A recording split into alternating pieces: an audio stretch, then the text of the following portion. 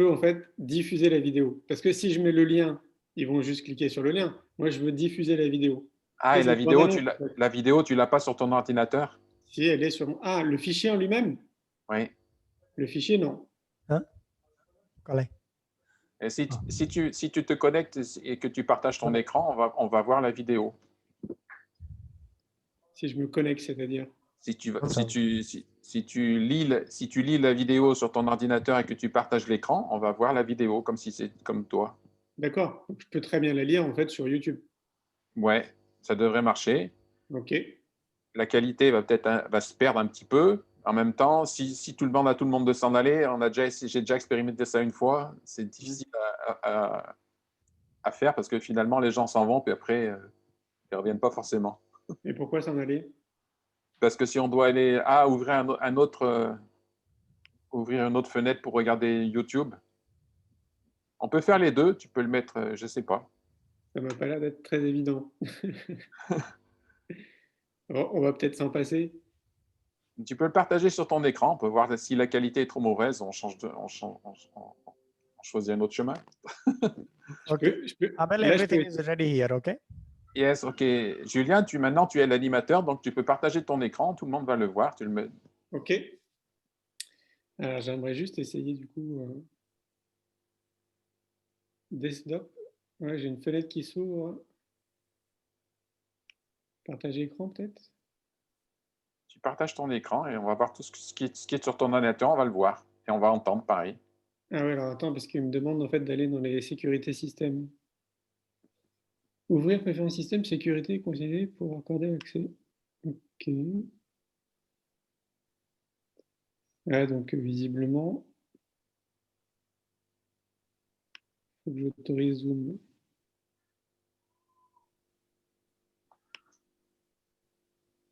Je vais essayer. Voilà, ton écran apparaît. Ça marche? On voit ton écran, oui, on voit que tu es sur Mac. Très bien. Donc du coup, Là, on est sur YouTube. parfait.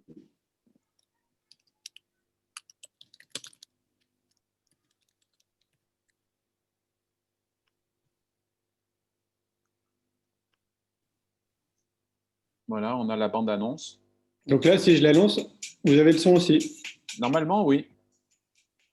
Ok. Oui, on a le son.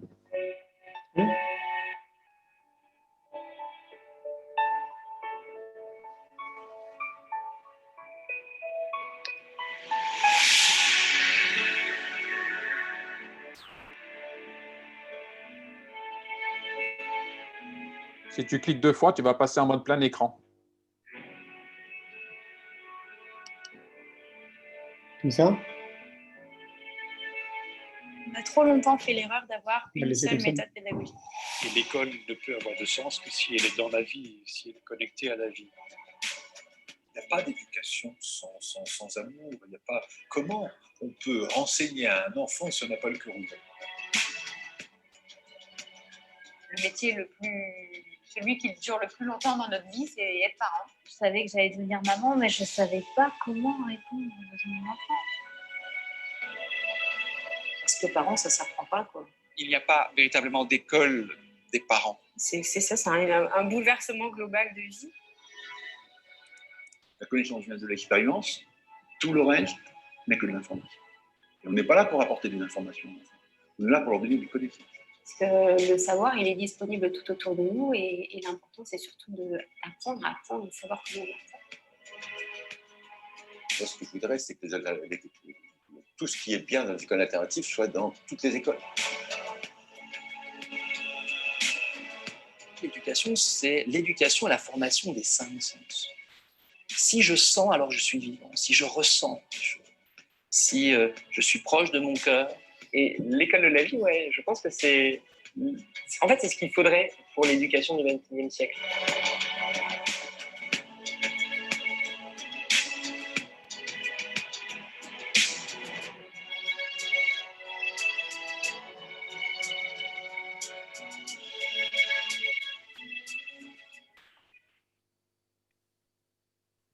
C'est bon, là, je suis revenu à l'écran normal, c'est ça?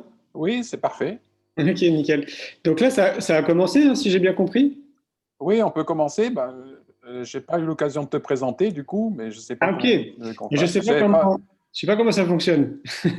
Jusqu'à maintenant, on présente un peu l'animateur, mais bon, comme je ne te connais pas, je Ok. n'ai pas grand-chose à te dire, à part que, d'après ce que j'ai vu, c'est que tu as appris la vie, Julien a appris la vie, il a suivi l'école buissonnière, en fait, Ah apparemment, bah, pour apprendre l'école buissonnière de la vie.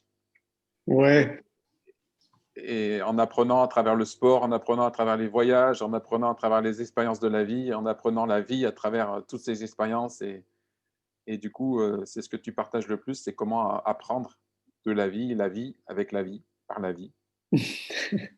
C'est ça. Il y a un peu de ça, oui. Alors, école buissonnaire, si on le prend au sens strict du terme, c'est pas vraiment ça. Non, au Parce sens que, symbolique. voilà. Parce que bon, je suis quand même allé à l'école. Ce qu'il y a, c'est que je pense que alors, soit c'est le système qui me correspondait pas, soit c'est moi qui correspondais pas au système, parce que je suis dyslexique et dysorthographique. Et donc, du coup, moi, je vais avoir 42 ans là. Donc, à l'époque, ils n'avaient pas les outils, je pense, pour accompagner les enfants qui apprennent de manière différente. Donc, le parcours scolaire a été un peu particulier, on va dire. Et je crois que j'ai eu la chance de transformer les choses parce que, en fait, moi, je suis devenu un peu le clown dans la classe pour pallier à cette différence, je pense. Et donc, je me suis plutôt amusé en réalité à l'école. Donc, et jusqu'au bac, hein, en fait, j'allais à l'école vraiment pour m'amuser, pour retrouver mes potes. Donc, ça n'a pas été une souffrance. Ce qui a été compliqué, c'est plus le fait d'être jugé, euh, de sentir que toute une communauté, en fait, que la classe, que le système en fait, dans lequel tu te trouves, te pointe du doigt en mettant vraiment l'accent sur le fait que tu es différent. Et ça, je pense que c'est vraiment pas évident à gérer pour beaucoup d'enfants. Et moi, je crois que j'ai vraiment eu cette chance, mais sans le conscientiser, hein, de transformer les choses, peut-être en voulant l'oublier. Hein. J'ai jamais fait un travail de psy en fait, autour de ça. En tout cas, ce qui est sûr, c'est que je me suis transformé un peu en clown, quoi. Et donc voilà. Et donc, bah, l'école, moi, elle m'a appris des choses, c'est sûr, hein, parce que moi, je recommande tout le monde d'aller à l'école, hein, parce que c'est très formateur. On apprend quand même beaucoup de connaissances, notamment en termes de savoir. Mais je crois qu'il me manquait une vraie dimension que je ressentais déjà très tôt, c'était plutôt la dimension de l'être. Euh, et donc, il y a un vrai manque à l'heure d'aujourd'hui dans l'éducation globale, hein, que ce soit en France, mais dans plein de pays, où on n'a pas encore un système qui ne serait-ce que équilibre entre les savoirs, donc ce qu'on fait rentrer dans notre cerveau, et puis vraiment le côté, j'allais dire, développement personnel, où vraiment on nous accompagne dans ce qu'on est profondément, donc dans notre être, et qu'on n'essaye pas en fait de nous imposer un modèle sociétal qui ne nous correspond pas forcément, parce qu'on ne peut pas tous rentrer dans le même moule. Et c'est ce qui manque réellement dans nos systèmes, et vraiment partout, hein, dans le monde. Hein. Alors, souvent, on pointe du doigt des pays comme des pays dans le Nord, type la Norvège, la Suède, l'Islande, qui auraient un terrain d'avance en termes de réflexion et puis d'action. Sauf que, comme je le dis souvent, c'est quand même des cultures très différentes. Donc, je ne suis pas sûr qu'on puisse vraiment faire un copier-coller et l'appliquer, par exemple, en France ou dans d'autres pays, quoi. Par contre, on peut vraiment s'inspirer de ce qu'ils font parce qu'effectivement, ils ont quand même un petit terrain d'avance dans cette notion de comprendre ses émotions, accompagner l'enfant dans sa différence d'apprentissage, lui laisser beaucoup de liberté, lui faire confiance, hein, plein de choses que, effectivement, en tout cas pour nous en France, parce qu'on réside en France, en tout cas moi, euh, voilà, il y a encore un vrai cheminement à faire. On avance dans une bonne direction, mais c'est vrai que ça met un petit peu de temps. Et donc, comme il n'y avait pas cette dimension, je pense que de manière un peu inconsciente, moi, j'ai été chercher ces informations à l'extérieur, en fait.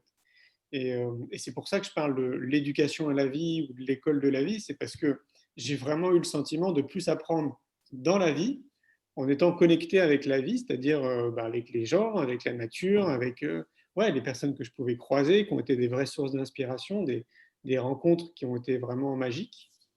Et puis les lectures, je me suis retrouvé très tôt.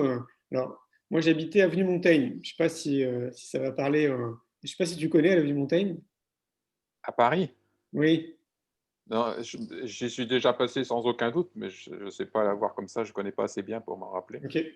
Parce que, bon, c'est quand même une anecdote qui est assez importante, parce que L'avenue Montaigne, c'est la deuxième plus belle avenue du monde. C'est une avenue, tu sais, où tu retrouves Christian Dior, Nina Ricci, les grands couturiers, le Plaza Athénée. Donc, dans cette avenue, il n'y a que des milliardaires qui y vivent.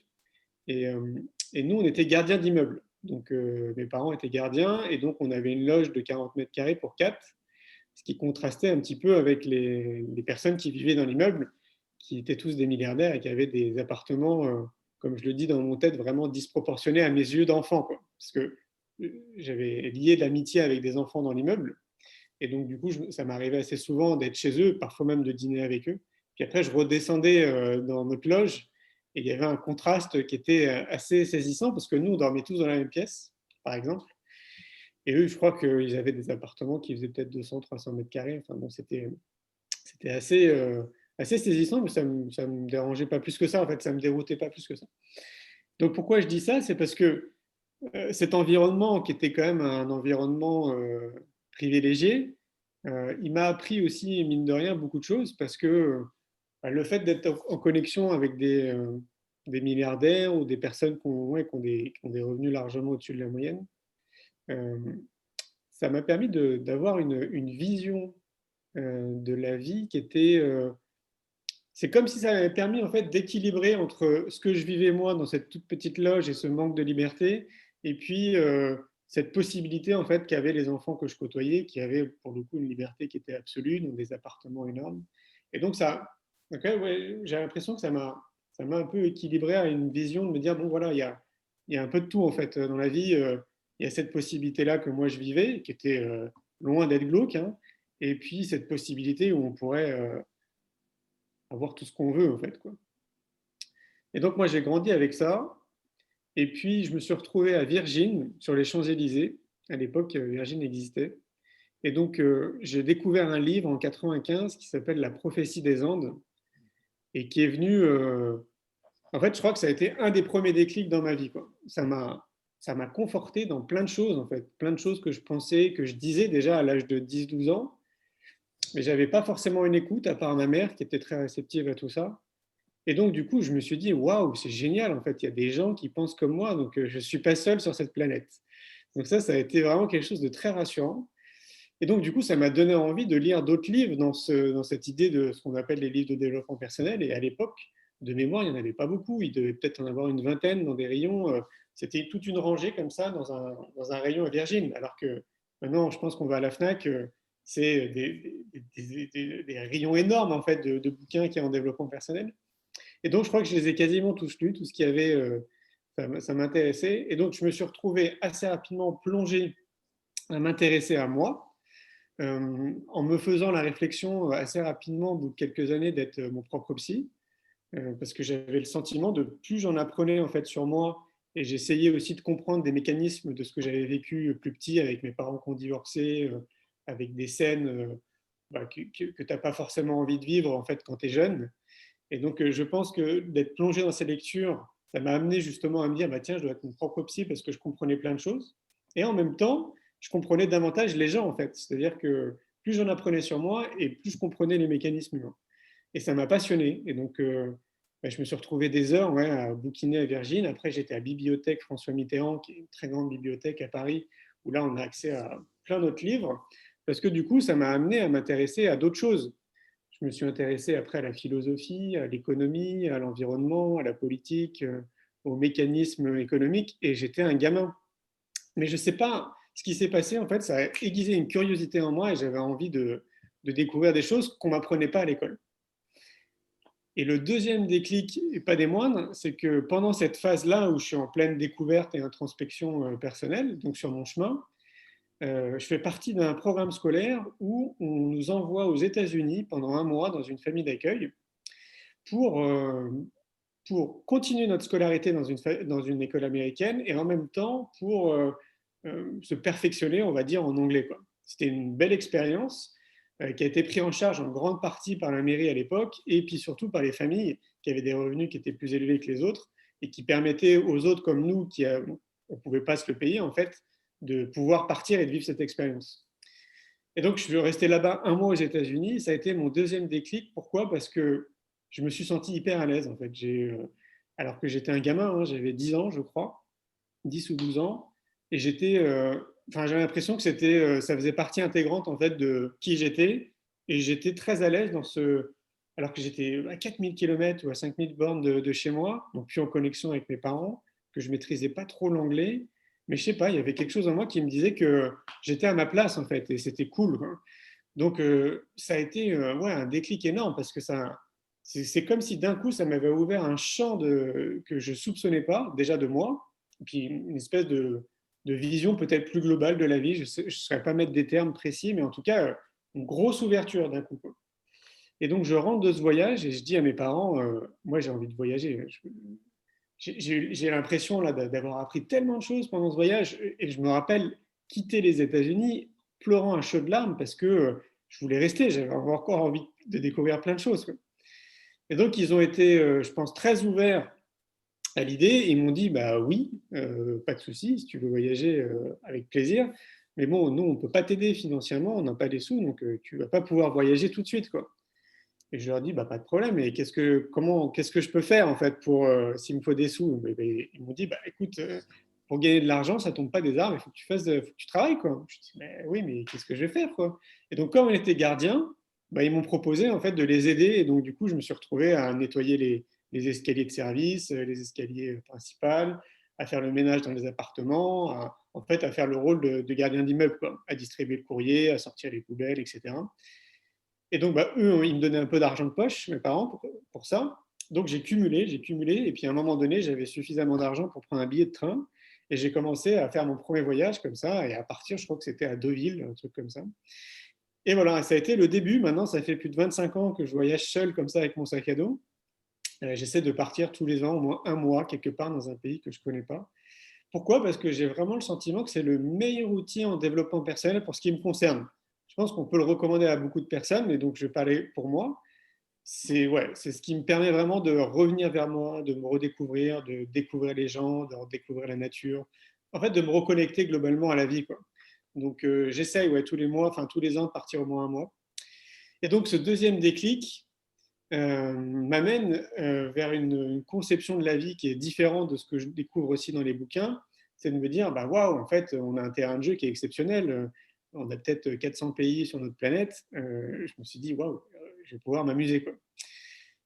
Et donc, tout ce que je découvrais dans les voyages, tout ce que je découvrais dans les lectures, et tout ce que je découvrais en fait en rencontrant des gens, donc sur mes voyages ou dans la vie de manière dans la vie de tous les jours, m'a conforté en fait dans une idée en me disant bon, bah, définitivement, c'est sûr que tout ce que je suis en train d'apprendre dans mes propres découvertes, bah, c'est clair qu'à l'école, je vais pas avoir en fait ce type d'informations. Donc j'ai commencé, pareil, assez tôt, vers l'âge de la vingtaine, à essayer et je me suis aperçu après que c'était une grosse erreur, j'ai essayé de convaincre en fait les gens autour de moi. Parce que bah, du coup, j'avais découvert tellement de choses qui, moi, me faisaient beaucoup de bien, que j'avais envie de le transmettre, en fait. J'avais envie d'en parler autour de moi. Donc au tout début, bah, évidemment, j'en ai parlé à ma famille, j'en ai parlé à mes amis les plus proches, j'en ai même commencé à en parler parfois à des enseignants. Et en fait, je me suis aperçu que j'étais face à un mur, hein. Globalement, c'était très compliqué. On était souvent amené à avoir des discussions très houleuses parce qu'en fait, on ne se comprenait pas, quoi. On n'était pas du tout sur le même cheminement. Et j'ai mis du temps à comprendre que je perdais un peu de temps et d'énergie à essayer de convaincre les gens. J'ai compris bien plus tard, en fait, que ça ne servait à rien et qu'on avait chacun notre chemin et que chacun avait sa propre vérité et qu'il n'y avait pas qu'une seule vérité et que c'était chouette comme ça, quoi. Mais en même temps, voilà, j'avais ce désir déjà d'essayer de semer des graines, en fait, quelque part, quoi. Et donc, comme je me sentais isolé, je me suis dit, tiens, je vais essayer d'organiser des événements. Donc, c'était plutôt dans un premier temps des dîners, parce que je me considère comme quelqu'un d'épicurien, alors j'adore manger. Et donc, je me suis dit, je vais organiser des dîners et je vais proposer à des gens qui partagent un peu mes valeurs. Donc, j'avais plus ou moins expliqué quand même qui j'étais et vers quoi en fait j'avais envie de tendre et vers quoi j'avais envie d'aspirer. Et puis en fait, ça a bien pris. Au départ, on s'est retrouvé à 5-6, puis après, ça a vite grandi, 10, 20, 30, 40. Et puis un soir, on s'est retrouvé à 200 à dîner comme ça dans un restaurant. Et pourquoi je faisais ça? Parce que plus on organisait ces événements, et plus je sentais que j'étais pas seul et qu'il y avait plein de personnes comme moi, qui pensaient comme moi, qui avaient les mêmes valeurs, qui étaient dans des cheminements évidemment qui étaient très personnels, mais qui étaient en tout cas, où j'avais pas besoin de les convaincre parce qu'on se comprenait déjà d'emblée, quoi. Et donc, ça a trotté dans ma tête et ça m'a donné envie de créer une entreprise, en fait. Je me suis dit, il faut absolument que je développe ça davantage pour toucher beaucoup plus de personnes et pour que je puisse semer des graines à une ampleur plus importante auprès d'une population qui n'est peut-être pas encore sensibilisée à tout ça, quoi. Et donc voilà, je me lance à 23 ans, je suis dans une chambre de bonne de 10 mètres carrés au 6e étage sans ascenseur à Paris, c'est très important. Je sors des études et j'ai pas de bac, donc j'ai 0 diplôme, j'ai pas d'argent, mais j'ai un sentiment très profond, une intuition en fait très profonde qui me dit qu'il faut absolument que je crée, enfin que je mette en place ma façon de voyager depuis quelques années. Et donc peut-être que tu as dû le comprendre entre les lignes, moi ma façon de voyager c'est partir des sentiers battus, rencontrer des gens. À l'époque, je faisais du kung-fu, donc j'aimais bien me retrouver en pleine nature pour pratiquer mon art et faire des taos en pleine nature. Je pratiquais aussi déjà un peu la méditation, en tout cas une forme de méditation qu'on nous avait appris au kung-fu, qui est plutôt une posture de relaxation. Mais à l'époque, je ne mettais pas le mot méditation dessus. Je faisais des câlins aux arbres déjà quand j'étais gamin, donc j'avais besoin aussi de me retrouver en pleine nature. Donc voilà, moi je vivais ça en fait dans mes voyages. Et donc je voulais transmettre ça parce que comme je sentais déjà à l'époque que c'était un outil formidable en termes d'ouverture, de prise de conscience, je me suis dit, tiens, il faut vraiment que je partage ça au plus grand nombre. Et donc, je crée, sans m'en rendre compte, à l'époque, le marché du tourisme éco-responsable. Je découvre ça 2-3 ans après, parce que les médias commencent à s'intéresser assez rapidement à ce que je fais, parce que l'entreprise commence à se développer aussi rapidement, que des actionnaires rentrent dans l'entreprise. Et donc, du coup, je m'aperçois que je crée ce marché du tourisme éco-responsable. Et puis, au bout de 4 ans, je sens que je ne suis pas raccord avec l'éthique et tout ce qui est véhiculé en fait, dans le monde du tourisme, qui a probablement changé depuis, hein, mais je sens que ça ne me correspond pas. Et donc, je me dis, bon, je vais laisser ce réseau tourner. Donc, il s'appelle Néhorizon Travel. Donc, on peut aller sur le web, hein, vous tapez Néhorizon Travel et vous tomberez sur le site. Je laisse le site tourner, parce que les mécanismes qu'on avait créés permettent au site de s'auto-alimenter. Et je décide de créer une agence de communication donc, qui s'appelle Néo Bien-être et qui est destinée pour le coup au développement personnel, aux médecines alternatives, aux médecines douces et à tout ce champ qu'on peut appeler le bien-être globalement. Et me voilà parti pour essayer de sensibiliser un maximum de personnes autour des thérapies, de tout ce qui existe. Alors maintenant, ça va faire un peu plus de 17 ans, hein, ça passe vite. J'ai rencontré des milliers de personnes. D'après les dernières statistiques qu'on a fait sur l'ensemble de nos sites, puisque maintenant on a 7 sites internet, on pense qu'on a touché un peu plus de 10 millions de personnes à travers le monde. Et je me dis à chaque fois, si sur ces 10 millions, il y a une personne qui a été impactée positivement et pour qui ça a changé sa vie, c'est gagné. On ne fait pas ça pour rien depuis une vingtaine d'années. Et puis voilà, les choses ont grandi avec le temps. Alors, là où je veux en venir, c'est que quand je crée mon entreprise, comme je vous l'ai dit, je n'ai pas de diplôme, je n'ai pas d'argent et je suis au 6e étage d'un immeuble sans ascenseur. Je suis dyslexique et dysorthographique. Mais comme je vous le disais, je sens en fait quelque chose. Alors, cette sensation, on peut l'appeler l'intuition. En tout cas, moi, je l'appelle l'intuition.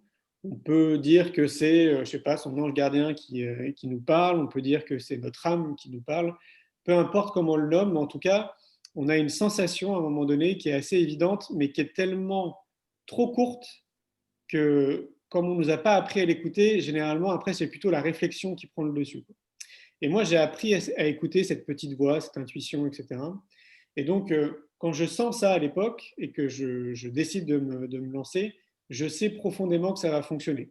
Même si il y a tout, en fait, tous les indicateurs qui disent qu'il y a de fortes chances que ça ne marche pas, moi, je sais profondément qu'il faut que je le fasse et que c'est ce que j'ai apporté en fait, au monde et à l'humanité, quoi. Et j'ai bien fait de m'écouter, j'ai bien fait d'écouter mon intuition, parce que si je n'avais pas écouté mon intuition, on ne serait pas là, par exemple, ce soir en train de faire ce live, quoi. Et je n'aurais pas mis en place tout ce que j'ai mis en place jusqu'à présent. Et l'intuition, pour moi, c'est un des mécanismes qu'on devrait essayer justement d'accompagner, en tout cas de sensibiliser les enfants le plus tôt possible, parce que c'est notre meilleur guide en fait dans notre vie de tous les jours. Et je vais vous donner quelques exemples. Moi, par exemple, j'ai créé le festival pour l'école de la vie il y a 5 ans en arrière en France, qui est à Montpellier. Et je peux vous dire que si à l'époque, de manière pragmatique, j'avais consulté des organisateurs, j'avais consulté des personnes dont c'est vraiment le métier en fait, de créer des festivals, je ne me serais jamais lancé. Je ne me serais jamais lancé parce que c'est un travail qui est hallucinant. En fait. Pour nous, à notre niveau, c'est 6 personnes à temps complet pendant 1 an, juste pour 3 jours dans l'année. Et donc, ça prend une énergie, c'est extrêmement chronophage et énergivore, et c'est au-delà de l'implication, j'allais dire pragmatique, c'est une implication du cœur aussi, parce qu'on a vraiment envie de transmettre ce qu'on est, et on a vraiment envie de faire en sorte que ce festival d'année en année fonctionne. Et maintenant, il y a 15 000 personnes qui viennent tous les ans à Montpellier pour ce festival, alors que d'origine, moi, j'ai créé un pique-nique. Donc, je n'avais pas imaginé faire un festival. Moi, j'ai organisé un pique-nique pour fédérer les gens autour de moi qui avaient envie de créer une école, que j'ai appelée l'école de la vie, qui voulait m'aider en fait à créer cette école. Donc, le postulat de départ, c'était ça, c'était juste, on se réunit entre nous, parce que vous aussi, vous avez envie d'avancer dans cette idée de créer une école, et puis on voit ce que ça donne, et on voit si on peut avancer ensemble. Et à l'issue de cette journée, on se dit, tiens, bon, c'était un gros pique-nique, hein, il y a quand même 600 personnes qui sont venues. Mais je n'avais quand même pas imaginé me lancer après dans un festival et qu'il y ait 15 000 personnes qui viennent. Donc j'étais encore dans des réflexions plutôt de me dire, bon, on a passé un super moment, est-ce qu'on ne peut pas agrandir ce moment l'année prochaine, plutôt que de durer une journée, on le fait durer pendant 3 jours, et puis plutôt que de l'appeler un pique-nique, on appelle ça un festival. Mais quand on a décidé de se dire, tiens, on va appeler ça le festival pour l'école de la vie, on ne savait pas de quoi on parlait. Pour nous, c'était festival parce que c'est festif. On n'imaginait pas l'ampleur que tout ça allait prendre en fait derrière. Donc on est passé de 600 personnes à 9000 personnes l'année d'après, donc la deuxième année. Donc un bond de géant en fait pour nous. Ça a été magique, on a passé un moment qui était extraordinaire. Et puis après, voilà, on a continué. Maintenant, ça fait 5 ans. Et donc la 6e édition, maintenant, ce sera en 2022. Avec le contexte qu'on est en train de vivre, on pense qu'en 2021, ce ne sera pas encore le bon moment. Donc voilà, un projet, par exemple, qu'on a mis en place, qui s'est fait de manière purement intuitive, donc auquel moi, je n'avais jamais réfléchi auparavant. Je vais vous donner un deuxième exemple. À un moment donné, je pars au Canada, à Montréal précisément, pour organiser une rencontre de thérapeutes, pour fédérer des thérapeutes à Montréal, parce qu'on était en train de mettre en place des organisations comme ça dans 17 villes en France, mais aussi en Belgique, en Suisse et en Angleterre.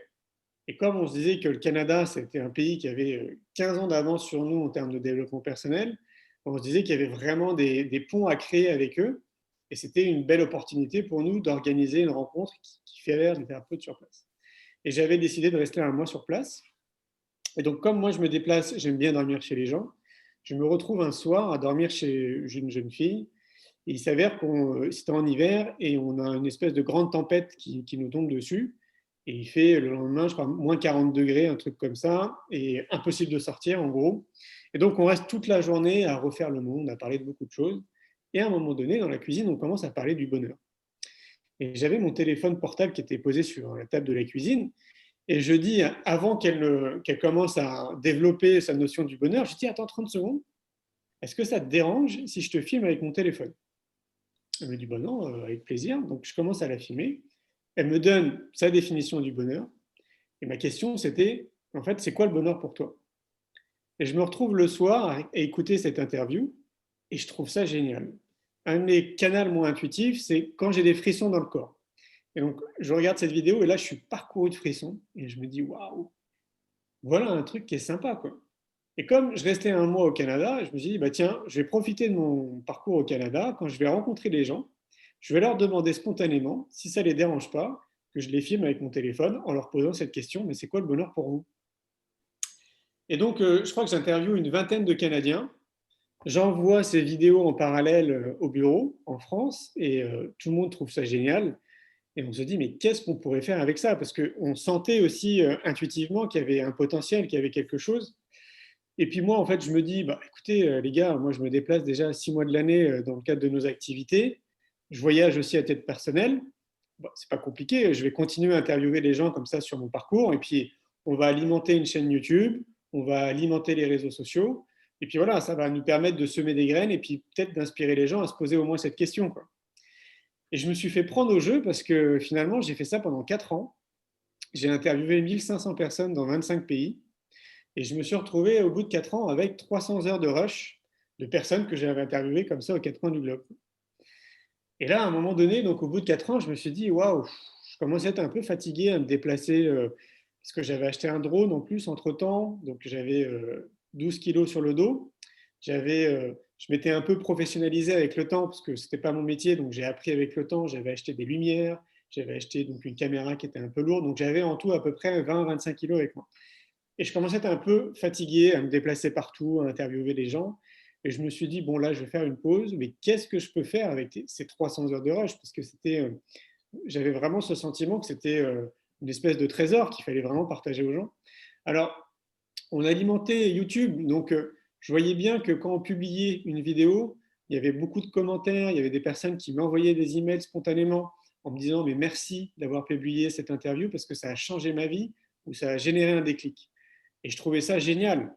Mais à mon sens, il manquait encore quelque chose. C'était bien parce que ça correspondait à ce qu'on fait, donc à semer des graines, mais j'avais l'impression qu'il fallait passer à un stade supérieur. Et donc, du coup, cette idée arrive de se dire, bon, on va réaliser un film.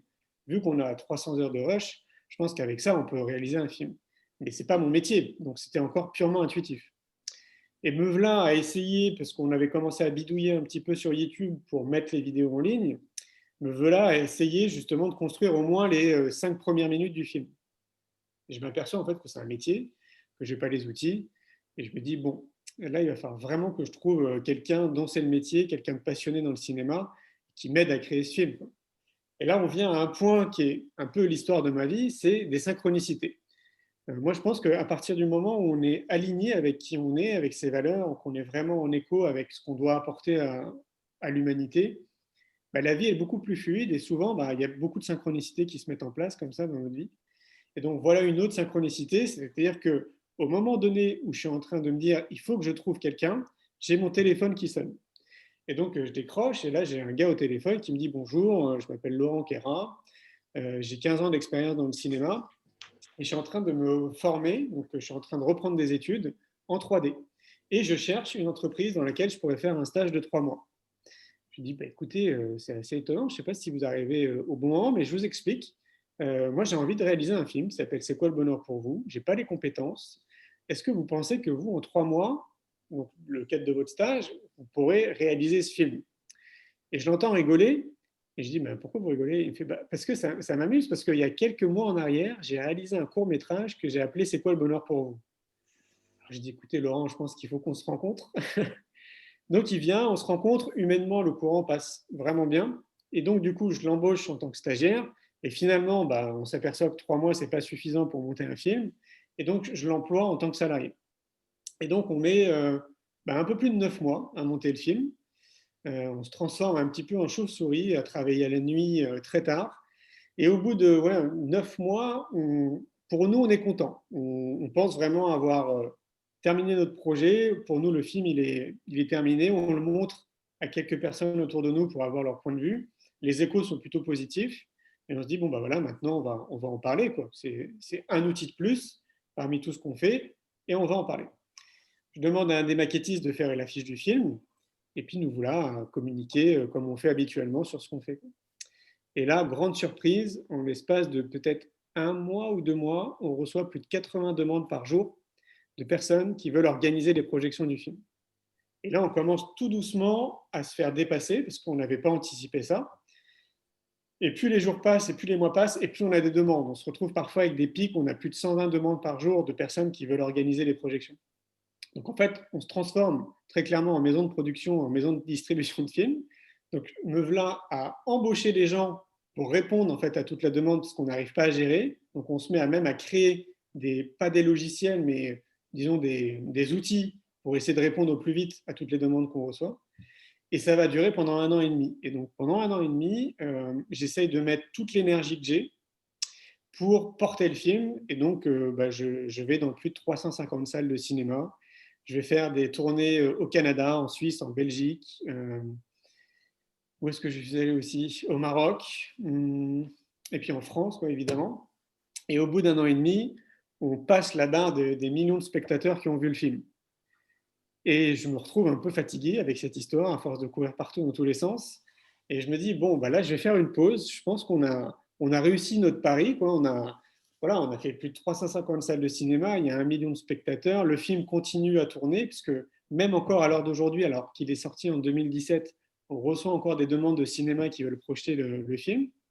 Et donc, moi, je me dis, bon, pareil, là, je vais faire une petite pause par rapport à ça. Je sens, en fait, venir un peu la fatigue. Donc, avant de faire un burn-out, je me dis, bon, là, j'arrête. Mais qu'est-ce qui se passe en parallèle de ça? J'ai une intuition, une autre intuition, et je me dis, putain, en fait, un film, c'est un outil de communication qui est extraordinaire. Et comme il y avait quelque chose qui me tenait à cœur, c'était parler de l'éducation, je me dis, mais il faut qu'on enchaîne, en fait. Il faut qu'on fasse un film autour de l'éducation pour parler, en fait, de ce qui se passe dans le monde éducatif. Autrement dit, qu'il y a plein de professionnels qui proposent des outils, mais que personne n'est au courant. Donc, des outils qui sont en dehors de l'éducation nationale.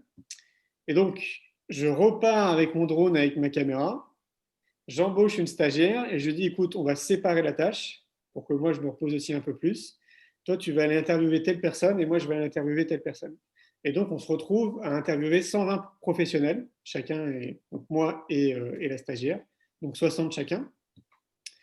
Et ça nous met, je crois, 5-6 mois pour interviewer tout le monde.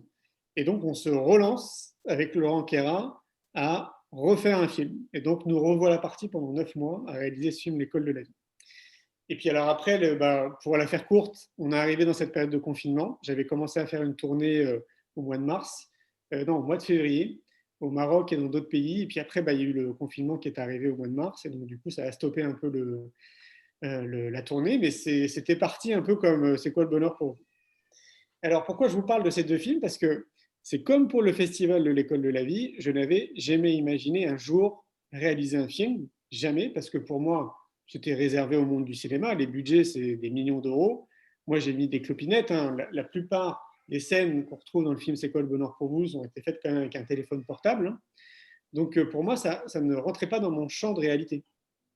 Et au final, si je n'avais pas écouté mon intuition, ces films ne seraient pas sortis et il n'y aurait pas eu un impact qui est aussi important. Donc, pour moi, c'est hyper important ce message de dire que l'intuition, c'est vraiment notre meilleur canal pour essayer de tendre vers ce qui nous correspond le plus, quoi. Et si j'avais consulté un réalisateur de film ou un producteur de film en lui disant, voilà, j'ai envie de réaliser un film, est-ce que vous pouvez me donner des techniques? Je pense que je ne l'aurais jamais fait, en fait, parce que c'est un travail qui est colossal. Donc, je me considère comme un chef d'entreprise intuitif. Ce qui veut dire que je pousse les gens, donc les citoyens, mais les chefs d'entreprise aussi, à être vraiment connectés à leur intuition.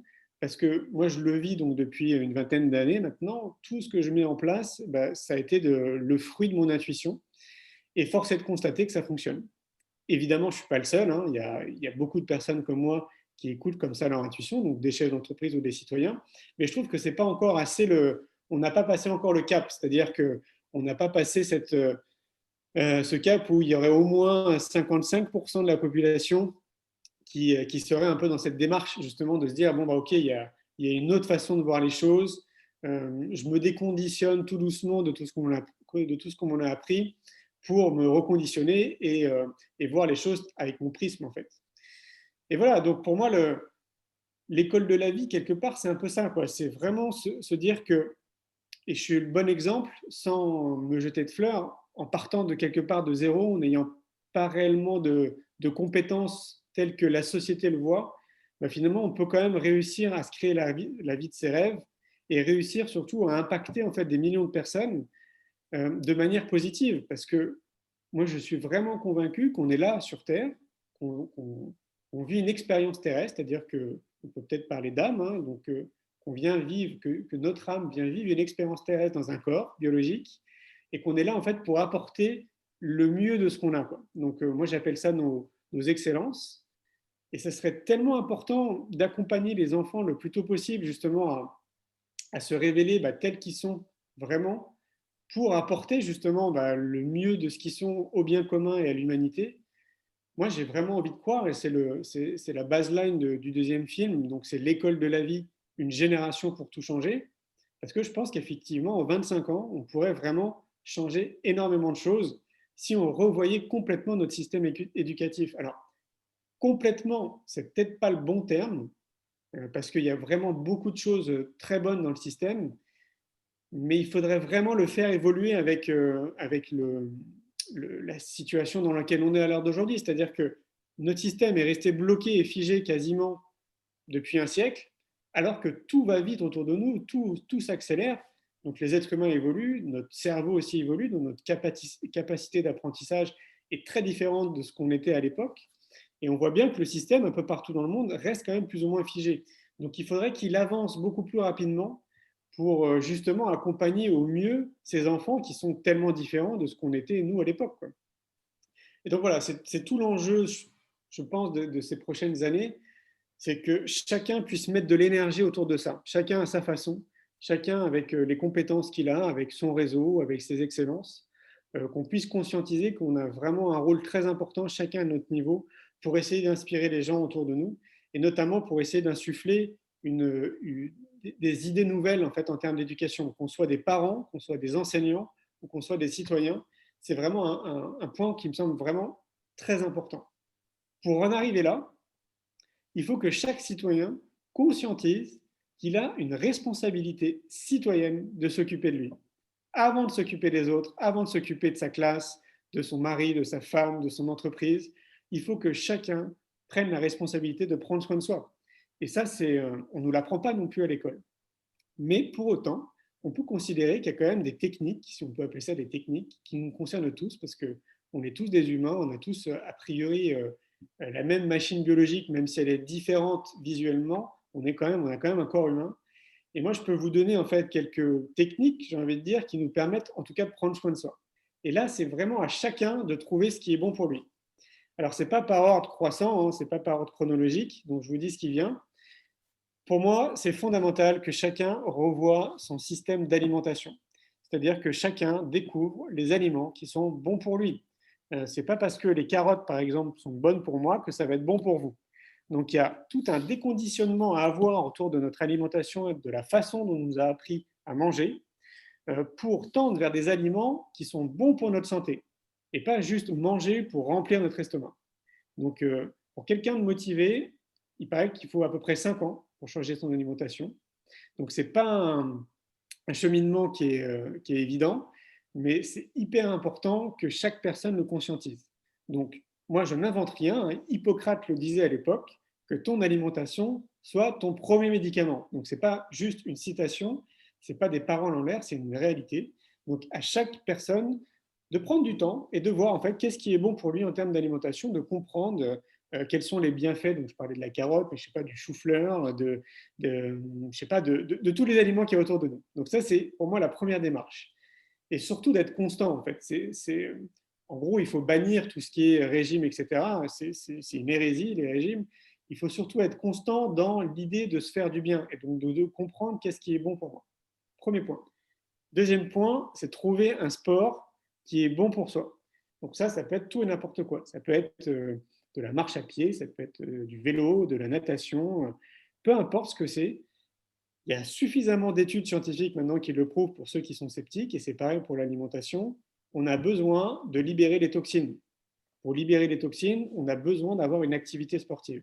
Donc, aller aux toilettes et uriner, ce n'est pas suffisant. On a besoin en fait de libérer les toxines par les pores en fait, de notre corps. Donc, il faut trouver une activité physique qui nous fasse du bien et dans laquelle on se retrouve, qu'on aime bien, quoi. Donc qui nous dynamise, quoi. Alors moi, je ne suis pas le premier à dire il faut le faire 3-4 fois par semaine, peu importe. L'idée, c'est plutôt d'être récurrent, c'est-à-dire de trouver un rythme qui nous convient dans la semaine, mais de garder à l'esprit que plus on va être dans cette dynamique, et mieux ce sera pour nous. Donc, à chacun de trouver le rythme qui est bon pour lui et le sport qui est bon pour lui. Ça, c'est le deuxième point. Troisième point, c'est d'être vigilant à son sommeil. Sommeil, c'est pareil, il y a suffisamment d'études scientifiques maintenant qui le prouvent. C'est un des éléments qui est fondamental pour qu'on puisse démarrer notre journée en forme. Et moi, depuis une vingtaine d'années, je n'ai plus de réveil. Pareil, il y a des études scientifiques qui le prouvent. Même si vous avez l'impression d'avoir un réveil qui vous met dans de bonnes dispositions et qui vous réveille tout doucement le matin avec une lobe, une lumière très douce ou une musique très douce, en réalité, c'est un réveil. Et donc, qu'est-ce qui se passe? Il vous sort en fait de votre sommeil. Et donc, forcément, ça stresse votre corps. Et donc ça, c'est pareil, ça a été prouvé, votre corps, après, il est stressé toute la journée, peu importe ce que c'est comme type de réveil. Donc l'idée, c'est quoi derrière tout ça? C'est d'étudier le nombre d'heures de sommeil dont on a besoin. Chaque individu est différent. Moi, j'ai identifié, là, en ce moment, donc là, je vous parle vraiment en ce moment, je sais que j'ai besoin entre 6 et 7 heures de sommeil. Donc, je vais me coucher en fonction, et quoi qu'il arrive, ma machine biologique va se réveiller de toute façon entre 6 et 7 heures de sommeil. Donc, je n'ai pas besoin d'avoir un réveil, puisque de toute façon, mon corps va se réveiller. Et ça, c'est une dynamique hyper importante à mettre en place. Le quatrième point, et ce n'est pas forcément évident aussi, mais c'est s'entourer de gens positifs. C'est-à-dire de s'éloigner le plus possible, et on a tous des gens autour de nous qui sont un peu négatifs, qui nous appellent juste pour nous raconter des histoires, leurs histoires où ça n'a pas été dans la journée, où ça n'a pas été avec leurs collègues, avec peu importe ce que c'est, mais en tout cas, ils nous appellent pour nous raconter tout ce qui ne va pas. Et donc, je ne dis pas qu'il faut les bannir de notre entourage, parce que parfois, ça peut être des membres de notre famille, parfois, ça peut être notre mari, notre femme, mais il faut essayer le plus possible, tant qu'on peut, plutôt de s'orienter vers des personnes qui vont nous tirer vers le haut plutôt que des personnes qui vont nous tirer vers le bas. Donc là, c'est à chacun, comme il le peut, d'organiser ça. Normalement, si on met en place ce que je disais au tout début, l'alimentation, le sport, le sommeil, déjà, il y a quelque chose en fait qui va se produire, c'est qu'on va être beaucoup mieux déjà dans notre corps et donc forcément aussi beaucoup mieux dans notre tête. Donc, inévitablement, on va dégager une énergie qui va être différente. Donc, il y a de fortes chances qu'on attire de plus en plus des gens qui nous correspondent dans notre énergie, donc sûrement des gens un peu plus positifs que ces gens qui nous côtoient et qui sont un peu négatifs. Donc, d'où comprendre les mécanismes, c'est-à-dire que tout est interconnecté. Donc, le quatrième point, essayer de s'entourer de gens positifs. Le cinquième point, pour moi, c'est hyper important aussi, c'est de se rapprocher de la nature. Il y a suffisamment d'études aussi maintenant pour les curieux. Vous allez sur le web, il y a plein de bouquins. La nature, elle nous veut du bien. Évidemment qu'elle nous veut du bien. Et donc, même si on est en pleine ville, et moi j'ai été parisien pendant 34 ans, je suis bien placé pour vous dire que c'est compliqué de trouver de la nature à Paris, mais il y a quand même des parcs, il y a quand même des bois. Et donc, moi, je faisais quand même la démarche tous les jours d'aller dans un bois et de me rapprocher d'un arbre que j'avais identifié, dans lequel je me sentais bien. Et c'était mon instant, en fait, en tout cas, je le vivais comme ça, qui me permettait de sortir un peu de la tête de l'eau à Paris, parce que les énergies à Paris sont très plombantes. Et je pense que ça peut être le cas dans beaucoup de villes, dans grandes villes où on manque comme ça de nature.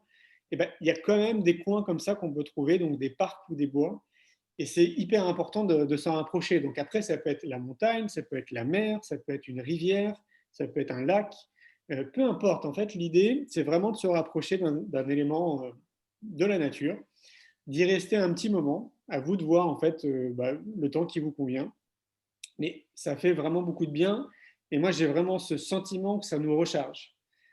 Alors, dans l'idéal, en fonction du pays dans lequel on se trouve et notamment de la température, ce qui est bien, c'est d'enlever ses chaussures aussi et de se connecter à la terre, donc d'avoir les pieds dans la terre. Il ne faut pas oublier que maintenant, avec nos chaussures, avec le bitume, on est complètement déconnecté en fait, du magnétisme terrestre. Et c'est hyper important de se reconnecter justement à ce magnétisme.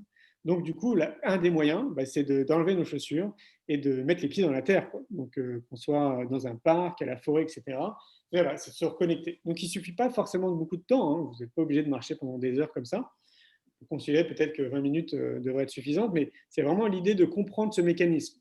On est quand même dans un système satellitaire qui est très magnétique. Notre Terre, en fait, est régie dans notre système solaire que par des énergies et par du magnétisme. Donc, ce n'est pas loufoque de dire qu'on a en permanence du courant énergétique qui nous traverse et on a besoin de se reconnecter au magnétisme de la Terre sur laquelle on est. Donc ça, c'est le cinquième point qui est important. Après, je pense qu'on pourrait, en sixième point, recommander aussi la méditation. 10 minutes par jour sur une journée de 24 heures. Je pense que c'est accessible à tout le monde. Maintenant, on a l'avantage, ce qui n'était pas le cas il y a une quinzaine d'années en arrière, d'avoir des études, une fois de plus, scientifiques, qui martèlent les bienfaits de la méditation. Merci à Mathieu Ricard pour toutes les expériences qu'il a menées justement avec des scientifiques, pour prouver que la méditation nous apportait vraiment beaucoup de choses et beaucoup de bienfaits. Donc, pour ceux qui ne connaissent pas, mais peut-être que ceux qui écoutent connaissent les principes de la méditation, mais ceux qui ne connaissent pas, la méditation, ce n'est pas quelque chose de religieux. C'est purement laïque. La méditation, c'est juste, pour synthétiser, un exercice de relaxation. Donc, l'idée, c'est, pour être très synthétique, c'est de fermer les yeux, et de vous concentrer, par exemple, sur votre souffle et sur votre respiration. Idéalement en pleine nature ou dans un lieu calme, mais on peut considérer que de manière très synthétique, la méditation, c'est ça. Après, la méditation, ça peut être aussi quand vous faites votre vaisselle, être concentré quand vous faites votre vaisselle. Moi, j'aime bien le vélo. Quand je suis sur mon vélo, je suis à 100% sur mon vélo, donc sur les sensations de mon corps, sur les sensations de l'air qui rentre, etc. Et je suis quasiment sûr que là, je suis en moment de méditation parce que je suis concentré en fait sur quelque chose.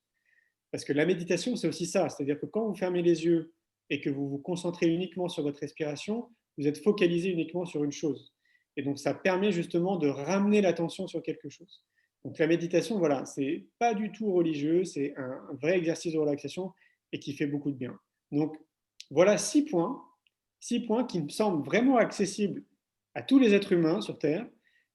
La seule difficulté peut-être qu'il peut avoir, c'est au-delà de conscientiser et de comprendre les mécanismes, parce qu'on peut se dire que c'est un peu le b.a.-ba et que c'est un peu basique ce que je dis, le plus compliqué, c'est de le mettre en place.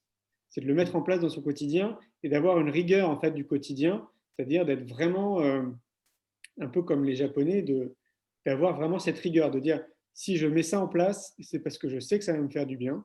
Et même s'il y a des matins où je me lève et je n'ai pas envie de, je sais pas, d'aller marcher dehors parce que j'aime bien ça habituellement, il ne faut pas se flageller, il ne faut pas se dire c'est pas bien, il faut essayer de faire du mieux qu'on peut.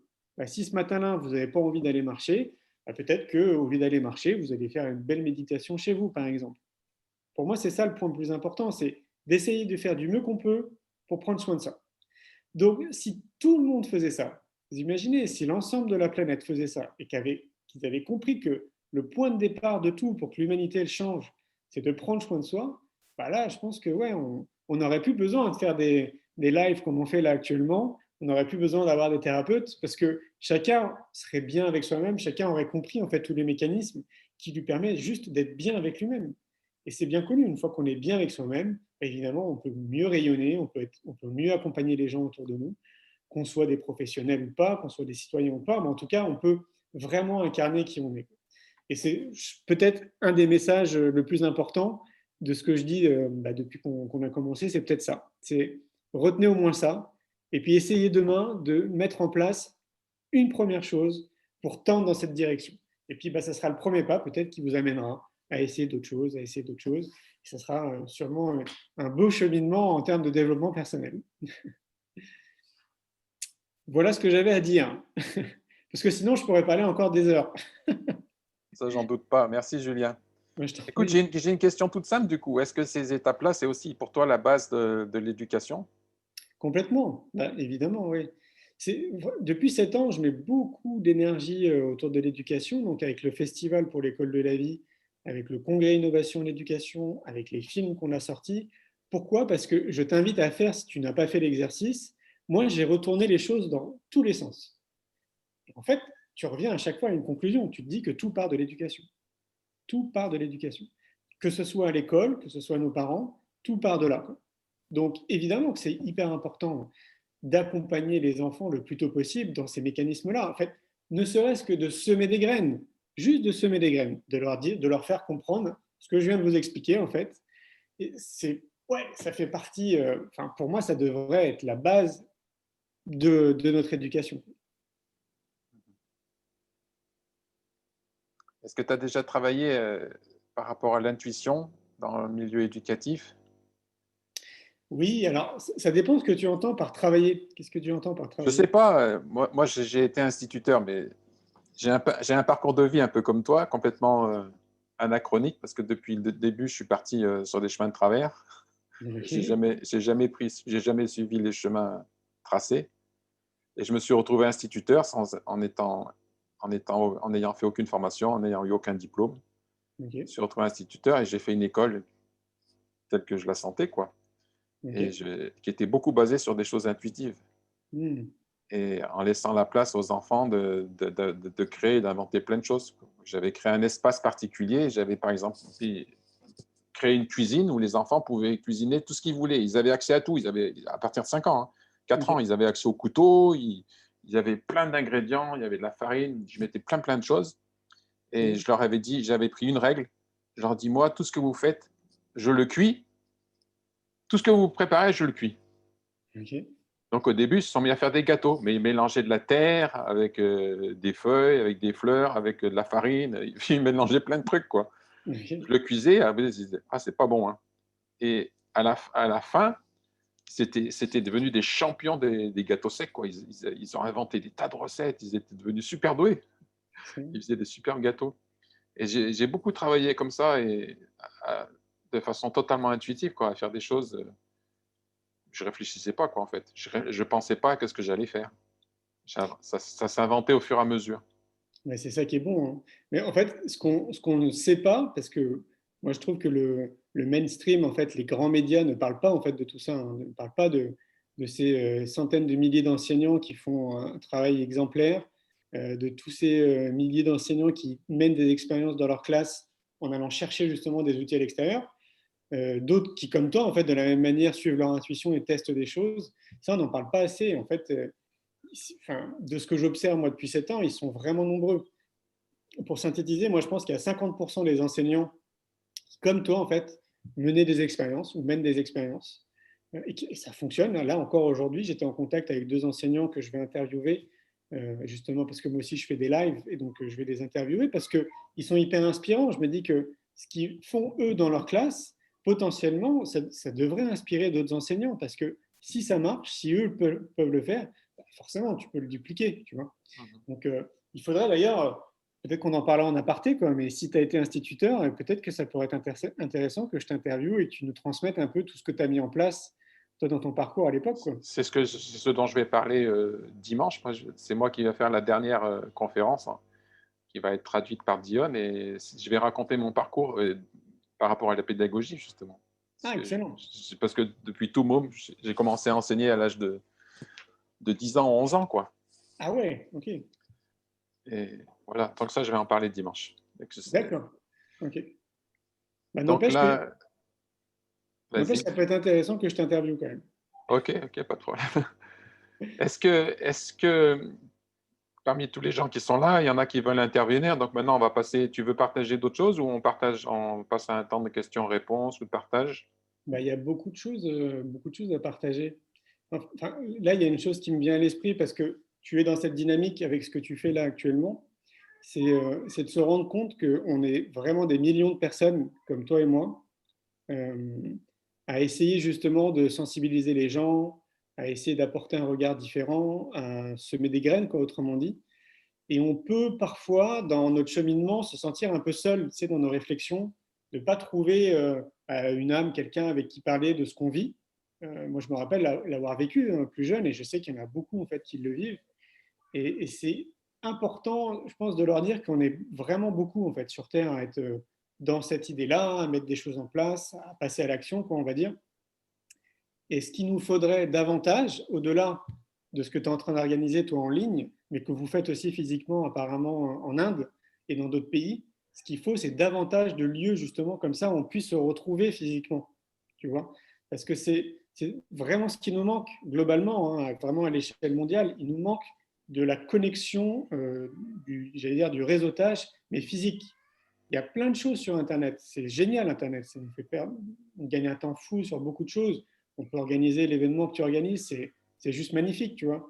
Mais ça ne remplace pas l'énergie qui circule quand on se rencontre physiquement. Ça ne remplace pas, en fait, tout ce qui se passe quand on se rencontre physiquement. Et il faudrait que s'il y a des gens là, qui nous écoutent et qui se sentent l'âme d'organiser comme ça des événements physiques, peu importe ce que c'est, hein, ça peut être, comme moi je l'ai fait à l'époque, un pique-nique, ça peut être une soirée, ça peut être un congrès, un festival, peu importe. Je pense qu'il faudrait vraiment multiplier ça, parce que j'ai vraiment le sentiment que les gens se sentiraient peut-être moins isolés, moins seuls, tu sais, dans leurs réflexions. Parce que nous, c'est ce qu'on nous dit, par exemple, au festival. Donc, il y a quand même 15 000 personnes qui viennent tous les ans, donc ça commence à être un bel événement. Bah, globalement, dans ce qui ressort, quand on sonde un peu les gens après le festival pour avoir des feedbacks, comment nous, on peut s'améliorer, etc., ce qui ressort beaucoup, c'est merci, ça nous a redonné foi en l'humanité. Alors que les personnes qui viennent, c'est quand même déjà des personnes qui sont assez ouvertes, tu vois. C'est pas, je pense pas qu'on touche des personnes qui sont totalement fermées à ce champ alternatif qui existe autour de nous, quoi. Donc c'est déjà des personnes qui sont un peu dans une démarche d'ouverture, quoi. bah, même eux, tu vois, ils viennent à nous dire que waouh, ça fait du bien, en fait, ça. Tu ressors de là, tu es gonflé à bloc, parce que tu as rencontré des milliers de personnes, ou des centaines, peu importe où tu vas, dans quel événement, mais qui sont un peu comme toi. Et ça fait vraiment, mais vraiment beaucoup du bien. Donc, il faut, s'il y a des gens voilà, qui se sentent un peu les épaules pour, ou qui connaissent des gens autour d'eux qui seraient capables de porter comme ça des événements, allez-y, parce qu'on en a vraiment, vraiment besoin. Si je comprends bien, tu es en train de parler un peu d'espèce de créer des creusets évolutifs, quoi, des creusets créatifs. C'est ça. Créatifs, évolutifs, intuitifs par rapport à la pédagogie, l'enseignement, l'éducation au sens large, quoi. Mais carrément, carrément, parce que regarde ce qu'on vit là en ce moment, maintenant cette deuxième période de confinement, on l'a vécu dans la première, on a bien vu que le lien social, il était fondamental en fait, pour l'être humain. Très rapidement, on s'est retrouvé à faire des Zooms, à utiliser du Skype, etc., avec nos amis, notre famille, à faire des apéros en ligne et tout, machin, parce qu'on a besoin, c'est fondamental. D'ailleurs, dans l'étude que j'ai menée, moi, sur le film « C'est quoi le bonheur pour vous ?», il y a un point qui est ressorti, parce qu'à un moment donné, je suis tombé sur une étude qui est hyper connue, qui a duré pendant 75 ans, autour du bonheur, où on a suivi des individus pendant 75 ans. Et ce qui est ressorti de cette étude, le point le plus important en fait, pour tendre vers le bonheur, c'est le lien social. En fait. C'est le lien et la qualité de ce qu'on entretient en fait, autour de nous, du style social. Et donc, évidemment, en plus, c'est tellement ancré en nous qu'il faudrait vraiment qu'il y ait davantage de personnes, je ne sais pas, que ce soit des événements dans le bien-être, dans l'éducation, peu importe, mais qu'on se retrouve avec des personnes qui partagent des valeurs communes. Et là, on vient dans une espèce de bouillon de créativité et il se passe énormément de choses après derrière. C'est colossal. Nous, on ne dit pas tout, évidemment, mais pour ceux qui nous tiennent au courant, je peux dire que c'est juste dingue, en fait, tout ce qui se passe derrière. Et on a vraiment besoin de ça. Donc, allez-y, organisez. Est-ce qu'il y en a qui veulent intervenir par rapport à tout ça? Donc, vous pouvez lever la main, ou alors on n'est pas très nombreux, donc vous pouvez ouvrir votre micro et puis prendre la parole. Christine? Christine, Oui, Christine qui a organisé plein d'événements à Chambéry pendant des années. Excellent, je connais bien Chambéry. Bon, alors, juste après le confinement, tu es invité à Chambéry. Je prends contact avec un cinéma qui s'appelle l'Astrée. Bon, on essaye d'organiser quelque chose. Là, je suis vraiment scotchée par tout ce que j'ai entendu. Et c'est vrai que comme je connais bien Abel, je vois bien les parallèles qu'il y a dans votre vie, passer par le Canada, enfin des trucs. C'est rigolo de vous voir tous les deux. Là, vous vous êtes trouvés, hein. Merci parce que c'était vraiment très très intéressant, cette énergie qu'il y a, donc ça veut dire beaucoup de confiance dans la vie, et c'est vraiment super quand on voit tous les problèmes qu'on a. Je ne sais pas comment ça se passe dans les autres pays, mais actuellement la crise qu'il y a à l'école suite au drame qu'il y a eu dans une école là, d'un professeur qui a été assassiné. Mais du coup, ça engendre toutes sortes de trucs où on a l'impression qu'on va dans la peur, qu'on va dans le maximum de contrôle, il faut qu'il y ait des flics devant les portes des écoles, mais enfin, c'est monstrueux. Donc là, ça apporte une autre énergie, et vraiment merci, parce que je crois qu'on a besoin de ça, de reprendre confiance, d'être tolérants les uns avec les autres, de mélanger les cultures, de s'enrichir de la culture de l'autre, plutôt que d'être haro sur les autres religions, etc. Donc, je trouve que c'est chouette. Voilà. Merci. Franchement, très clairement, hein, pour rebondir sur ce que tu dis, comme je disais, moi, ça fait 25 ans que je me balade un petit peu partout sur la planète, et je me balade seul. Je trouve qu'il y a une espèce de phénomène autour du fait d'être seul. Tu sais, c'est une espèce de mot de notre société, alors encore plus pour voyager seul. Les gens ont peur de voyager seuls, les femmes encore plus, parce qu'on leur fait croire en fait qu'il n'y a que des gens psychotiques un peu partout sur notre planète. Et donc, moi, je tombe que sur des gens qui sont chouettes. Franchement, j'ai vraiment l'impression que, 90% de notre planète, ce sont que des belles personnes, en fait, tu vois. Et on est face à un aspect médiatique, que ce soit donc la télé, la radio, etc., qui a bien compris que l'aspect anxiogène et stressant permettait en fait de bien contrôler une population, parmi plein d'autres choses. Hein. Mais l'aspect médiatique, dans ce qu'on vit là en plus là, en ce moment, il a un impact qui est colossal en fait, parce qu'il nous fait croire plein de choses. En fait, c'est juste un angle, c'est juste une réalité, parce que je ne dis pas que c'est faux, hein, mais c'est juste un angle. Et tout ce qu'on ne voit pas et ce qui est dit pas, c'est tout le reste. Et moi, c'est ce que je vis dans mon quotidien. Donc moi, je rencontre que des gens qui sont cool, que des gens qui sont chouettes. Ça m'est arrivé plein de fois de toquer chez les gens pour savoir s'ils pouvaient me donner de l'eau parce que j'avais plus d'eau dans ma gourde, bah, avec grand plaisir, de dormir chez des gens, de faire de l'autostop, tomber sur des gens qui sont juste merveilleux. Enfin, voilà. Et si on écoute son intuition, on ne fait pas de bêtises. On ne va pas aller vers quelqu'un qui ne nous inspire pas, on ne va pas aller dans une direction qu'on ne sent pas. Parce que justement, comme je le disais, notre intuition, c'est notre meilleur canal. Et ça, il faudrait vraiment nous l'apprendre. Donc, c'est vrai que pour moi, en fait, ce qui est déterminant dans notre société, c'est que les gens essayent du mieux qu'ils peuvent, soit d'utiliser leur télé avec intelligence, soit de se séparer de leur télévision et de se couper de cette information anxiogène et d'aller chercher par eux-mêmes l'information. Parce que maintenant, on a tous les canaux suffisants pour aller chercher l'information, c'est-à-dire pour ne pas la subir. Déjà, s'il y avait l'ensemble de la population qui faisait ça, mais putain, on ne vivrait pas ce qu'on est en train de vivre maintenant. Les gens, ils n'auraient pas peur, et ils ne seraient pas tous cloîtrés chez eux, etc. Donc, c'est vrai que c'est... moi, tu vois, même encore maintenant, on m'a dit il n'y a pas longtemps, donc il y avait une journaliste qui m'interviewait, donc c'est Chérie FM, qui m'interviewait et qui me disait, parce que je lui disais, moi, vous savez, j'ai plus de télé depuis 20 ans. Elle me fait, mais vous n'avez plus de télé? Mais comment vous faites pour avoir accès à l'information? Je lui dis, vous plaisantez. Ouais, il suffit que j'ouvre la porte de mon bureau, j'écoute mes collègues et ils racontent ce qu'ils ont entendu la veille à la télé. Hein, donc, je n'ai pas besoin d'avoir une télévision. Rien que ça. Ou tu vas sur Internet et tu as déjà l'information qui est déjà arrivée. Tu vas sur les réseaux sociaux, boum, c'est bon. Tu sais déjà ce qui s'est passé il y a une minute en arrière. Donc, on n'a vraiment pas besoin d'avoir de télévision. En fait, c'est la société qui nous fait croire ça. Et c'est ça que moi, j'essaie de faire depuis une vingtaine d'années, c'est que j'aimerais tellement que les gens soient à ma place, en fait, et mon regard, en fait, et mon prisme, tu vois, soit vraiment genre incarné en moi, pour voir, en fait, moi, ce que je vois depuis une vingtaine d'années, les gens que je rencontre. Mais si vous étiez à ma place, on serait tous positifs. Vraiment. Moi, vous l'avez vu, le film Demain? Oui. Le film Demain, je trouve qu'il a pointé du doigt un truc qui est génial. C'est justement qu'il y a des gens qui se mobilisent partout dans le monde et qui mettent en place des choses qui sont extraordinaires. Et jusqu'avant le film Demain, il y a peut-être peu de gens qui soupçonnaient que ce soit possible, quoi. Et on le voit bien dans ce film. C'est une poignée, je crois que c'est une vingtaine ou une dizaine d'exemples.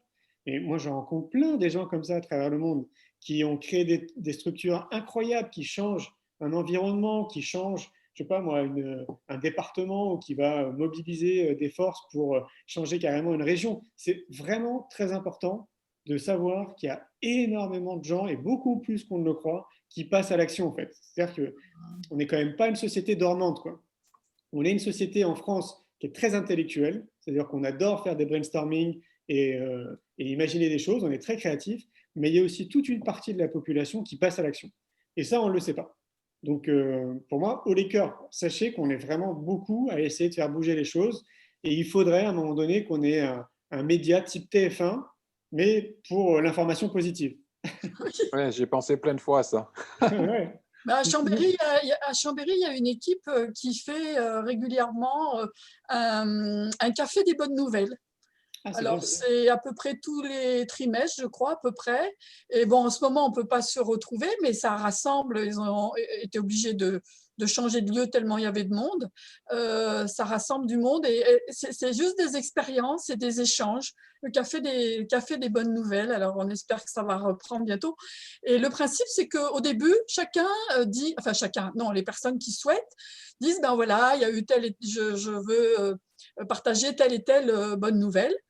Donc, ça dure à peu près, je sais pas, un quart d'heure, 20 minutes. Et puis après, comme il y a eu un thème qui a été proposé, il y a des invités et chacun raconte des expériences positives.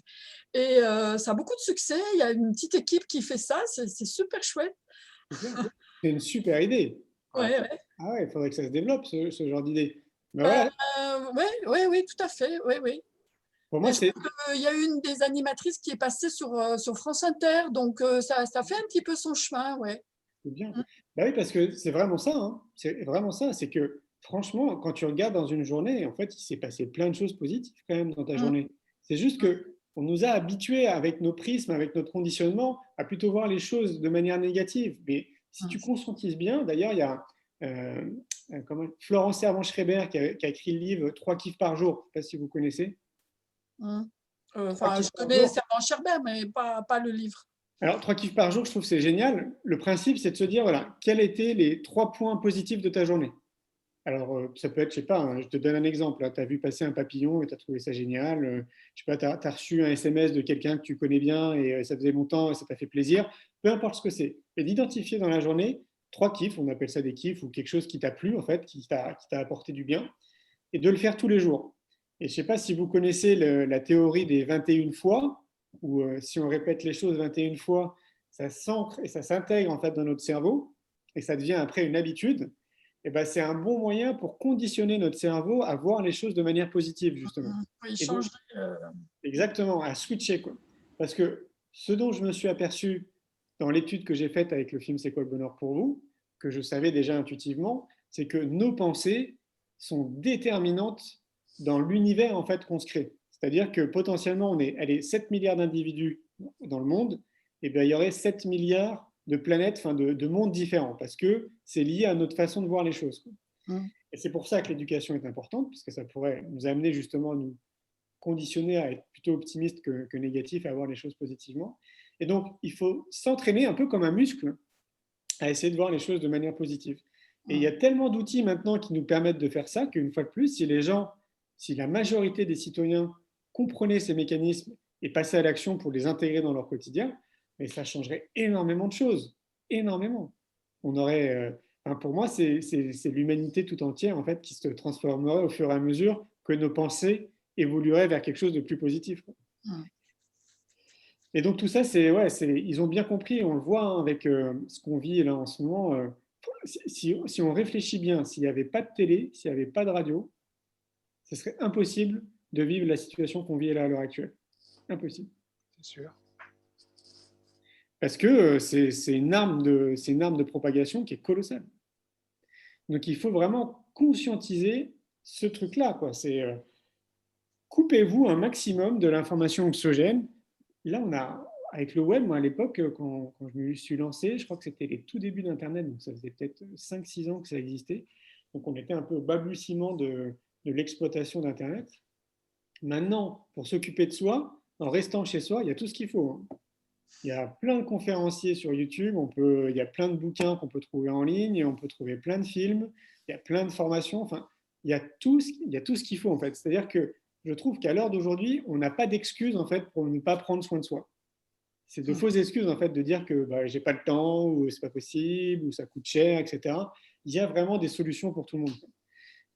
Et pour moi, c'est ça, un des points importants, comme je disais tout à l'heure, c'est vraiment de trouver vraiment ce qui est bon pour vous, vraiment, et mettez-le en pratique dans votre quotidien.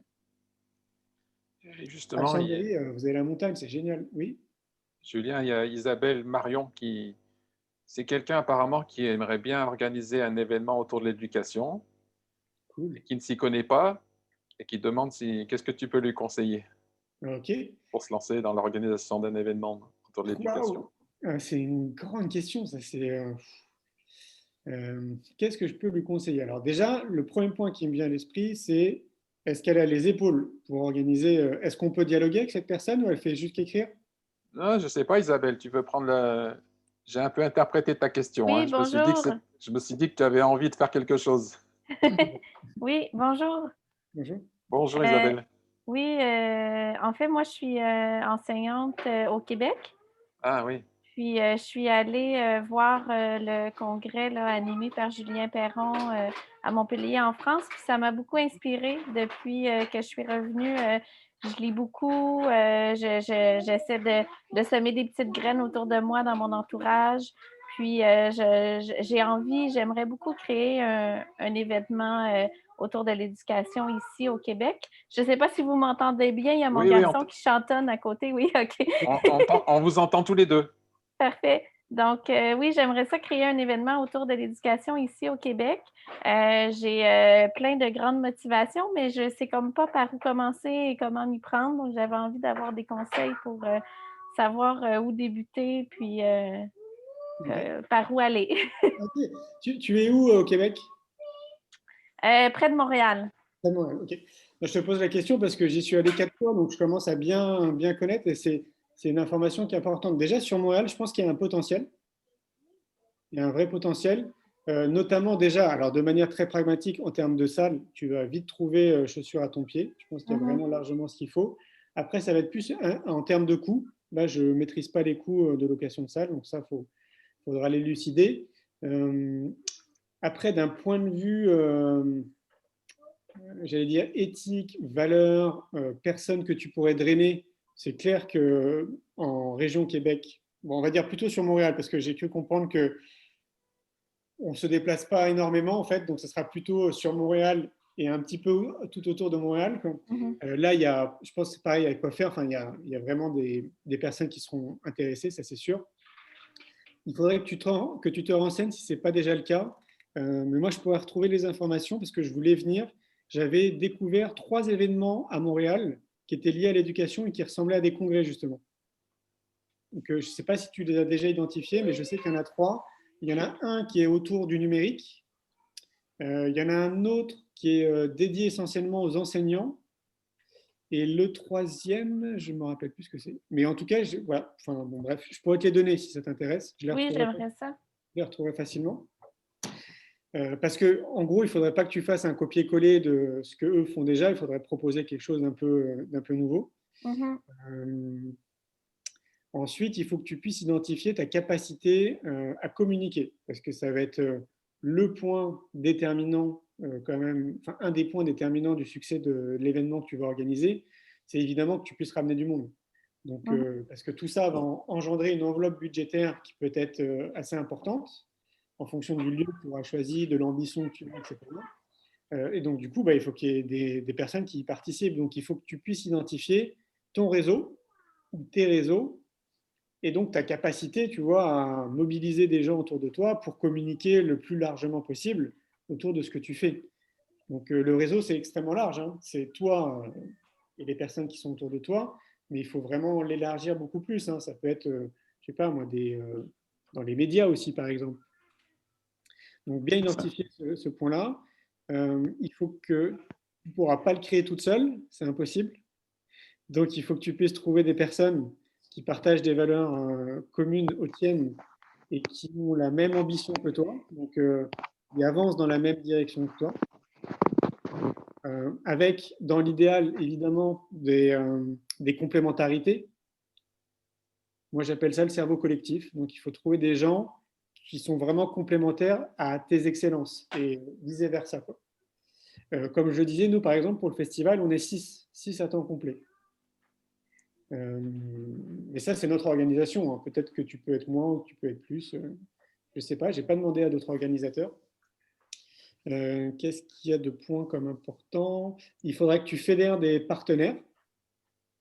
Donc, il faudra que tu trouves des partenaires qui ont un réseau aussi important pour relayer l'information, notamment, et des partenaires qui puissent t'apporter du crédit dans ce que tu fais.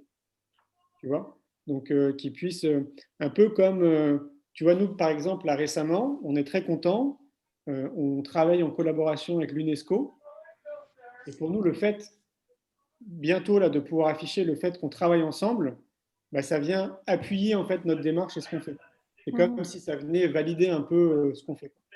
Donc, il faut trouver des partenaires qui ont du réseau et qui, en même temps, appuient ta démarche et lui donnent du crédit, quoi, tu vois, dans ce que tu fais, quoi. Ça me paraît important.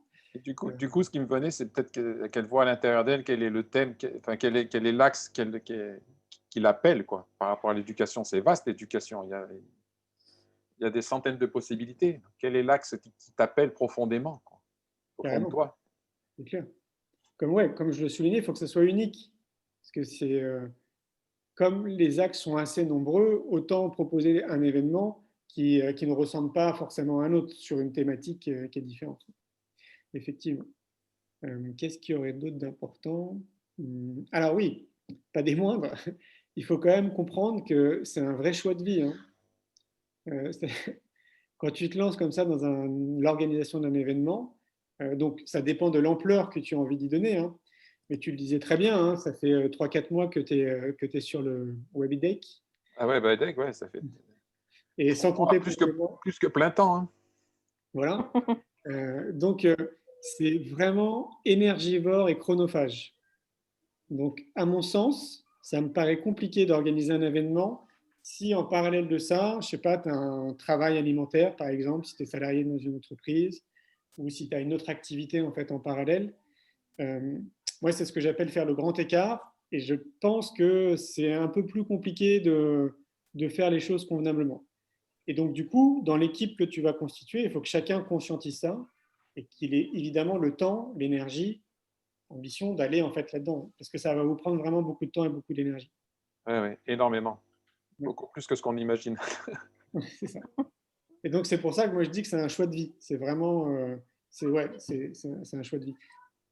Par exemple, pour rebondir un peu là-dessus, le Festival pour l'école de la vie, qui attire quand même 15 000 personnes à Montpellier, et ben, d'un point de vue chef d'entreprise, donc d'un point de vue purement pragmatique, c'est pas du tout un modèle économique qui est recommandable. En fait, le Festival pour l'école de la vie, c'est la bonne action qu'on fait tous les ans. C'est une BA. Et c'est pas avec ça qu'on peut gagner de l'argent. Donc, il faut aussi comprendre ça. Donc, ça, c'est pour l'exemple du festival, hein, parce que c'est une grande machine. Le congrès, là, on peut gagner un peu d'argent, parce que ce n'est pas le même type de modèle économique. Donc, il faut que tu penses aussi à ça. Il faut que tu penses à ton modèle économique. Donc, est-ce que tu as envie de gagner de l'argent? Est-ce que tu as envie de te rémunérer? Ou, à l'image du festival, est-ce que tu es animé juste par le fait de faire une bonne action? Je ne sais pas si c'est le bon terme, mais nous, ce qui nous porte, c'est vraiment de mettre une lumière sur l'existant, de semer des graines et de faire avancer les choses dans le monde de l'éducation. C'est ce qui porte notre équipe. Donc voilà, donc ça c'est un point qui est important parce que, comme je te le disais, ça va nécessiter quand même un budget et donc il va falloir que tu trouves un modèle économique qui te permette aussi de payer en fait, ne serait-ce que la salle, les prestataires avec lesquels tu vas travailler, etc. Pour te donner un exemple, nous au congrès, par exemple, on a des exposants. Donc les exposants, ils payent une participation pour être présents au congrès. Donc ça vient dans le modèle économique. Donc il faut que tu trouves des combines comme ça pour que ça puisse t'aider à payer tout ça, que tu puisses au moins un minima équilibrer, et puis au mieux gagner de l'argent.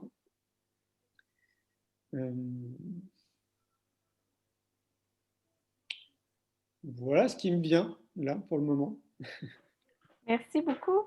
Je t'en prie. Bienvenue Isabelle, tiens-nous au courant. Oui, je vous tiendrai au courant si jamais ça avance. Cette année, j'ai pris une année sabbatique, là, une année pour moi, pour mes projets, pour la famille, tout ça. Donc, j'ai un peu de temps là, pour commencer à réfléchir à tout ça. Je vous tiendrai au courant de l'avancement. Merci beaucoup. Moi, j'ai vécu 2 ans au Québec. Je peux te mettre en contact avec certaines personnes. Oui, j'aimerais ça, si c'est possible, oui. Ouais, j'allais te dire la même chose. Je n'ai pas vécu 2 ans au Québec. J'y suis allé 4 fois et je commence à avoir un bon réseau. Et parce que moi, quand j'y vais, à chaque fois, on me dit hey, Julien, tu ne veux pas organiser un événement au Québec? Et je leur dis ouais, mais non, c'est pas possible. Déjà que pour nous, ça prend un temps considérable en France. Je ne peux pas organiser des événements quelquefois. Donc, je pourrais te mettre en connexion avec des gens qui peuvent être motivés aussi pour organiser quelque chose. Oui, j'aimerais ça. Okay. Tu as mon adresse mail? Est-ce que tu pourrais me la redonner pour être certaine? Tu as de quoi noter? Oui. Alors, c'est info au singulier. Oui. @neobienêtre.fr. Tu vois comment ça s'écrit, Néo Bien-être? Oui, NEOBIENETRE. Exactement. .fr. Parfait. Et j'ai des contacts aussi médias. Je pourrais te mettre en contact avec des médias. Oui, j'aimerais ça. Merci. Je suis contente. Ça m'a inspiré d'entendre encore la conférence d'aujourd'hui au niveau de suivre l'intuition, aller vers nos rêves. Donc, même si ça semble des fois un peu gros et hors de notre portée, mais de pouvoir aller de l'avant. Merci. Exactement. Ouais, il faut vraiment, vraiment s'écouter. Vraiment. Si tu le sens et si tu as fait ce choix-là maintenant, c'est qu'il y a une raison. Donc, va jusqu'au bout. Et écoute pas les gens qui te disent c'est n'importe quoi, c'est fou, ça ne marchera pas, etc. Ne les écoute pas. Merci beaucoup. Fais-toi confiance. Il y a Audrey qui dit est-ce que vous connaissez le film Futur Simple qui a été réalisé par 2 étudiants? Ils ont filmé des systèmes éducatifs atypiques partout dans le monde. Trop bien. Futur Simple. Attends, je vais le noter. Futur simple au pluriel. Futur au pluriel, simple au pluriel. Donc. On le trouve où? Et je ne sais pas. Ok. Je pense que si on tape sur Internet Futur Simple, film Futur Simple éducation, on va trouver Excellent. sans aucun doute un lien quelque part. Ouais, c'est vrai que j'ai remarqué ça là, ces dernières années, ces 2, 3 dernières années. Il y a eu beaucoup de personnes qui sont lancées dans la réalisation de films, et notamment autour de l'éducation. Et je pense que maintenant, il doit y avoir une bonne liste d'une bonne vingtaine de films potentiellement intéressants, chacun avec des axes très différents. Et à mon avis, si on tape film éducation dans un moteur de recherche, je pense qu'il doit y avoir des gens qui ont dû les répertorier. Oui, oui. Ben, Barion, elle peut faire un festival de films sur l'éducation. Par exemple. Ah, on en a un, je sais qu'il y en a un en Suisse, de mémoire, qui est connu, qui s'appelle d'ailleurs Festival de l'éducation. Mais effectivement, ouais, ça peut être ça, par exemple. C'est un film qui a été distribué, qui a été diffusé pendant le salon Change Now. Okay. Et on peut contacter les étudiants, ils prêtent les bandes pour les diffusions. Top, ok. C'est bon à savoir. Dans un autre registre qui n'est pas lié à l'éducation, mais parce que ça me vient à l'esprit, vous connaissez le film Enquête de sens? Oui, bien sûr. Ceux qui ne connaissent pas, il faut le voir, ce film, il est excellent. Il y a un autre film, alors là, c'est très récent, mais je trouve que le travail est excellent et d'ailleurs, ça rejoint l'éducation. Le film, il s'appelle Superhuman, donc comme superhumain. Superhuman, Human. Il est sorti au mois de juillet et ça a été réalisé. Donc, sur un moteur de recherche, il faut taper Superhuman, le film. Parce qu'il y a un autre site qui s'appelle Superhuman, mais ce n'est pas le film. Donc, c'est Superhuman, Human, le film. Et donc, elle s'appelle Caroline Cory, la dame qui a réalisé ce film. Je l'ai interviewée hier en live. Pour moi, c'est excellent ce qu'elle a fait. Je t'explique pourquoi. C'est que c'est bien connu, notamment en Inde. Il y a beaucoup d'écoles sur lesquelles on travaille la télépathie, la télékinésie et tous les taux, ce qu'on pourrait dire pour synthétiser nos pouvoirs extraordinaires du corps humain. Et donc en Inde, c'est culturel, c'est comme ça, en fait, ça existe, il y a plein d'écoles, mais c'est vrai qu'en France, en Europe, ce n'est pas forcément le cas. Et Caroline, elle a réalisé un film là-dessus. Pourquoi? Parce qu'elle, depuis qu'elle est gamine, elle est habitée en fait par toutes ces compétences en fait extrasensorielles qu'on a. Et plus les années ont passé, et plus elle avait envie de comprendre, et plus elle avait envie d'en parler, quoi. Et donc, au fur et à mesure de sa carrière, elle est devenue réalisatrice de films, donc elle a réalisé pas mal de films, et là, le dernier parle un peu de ça, et ce qui est bien, c'est qu'elle s'est entourée de scientifiques. Donc, elle a mené des expériences en direct, donc qui sont filmées, où on valide la télékinésie, la télépathie, la médiumnie, et bien d'autres choses.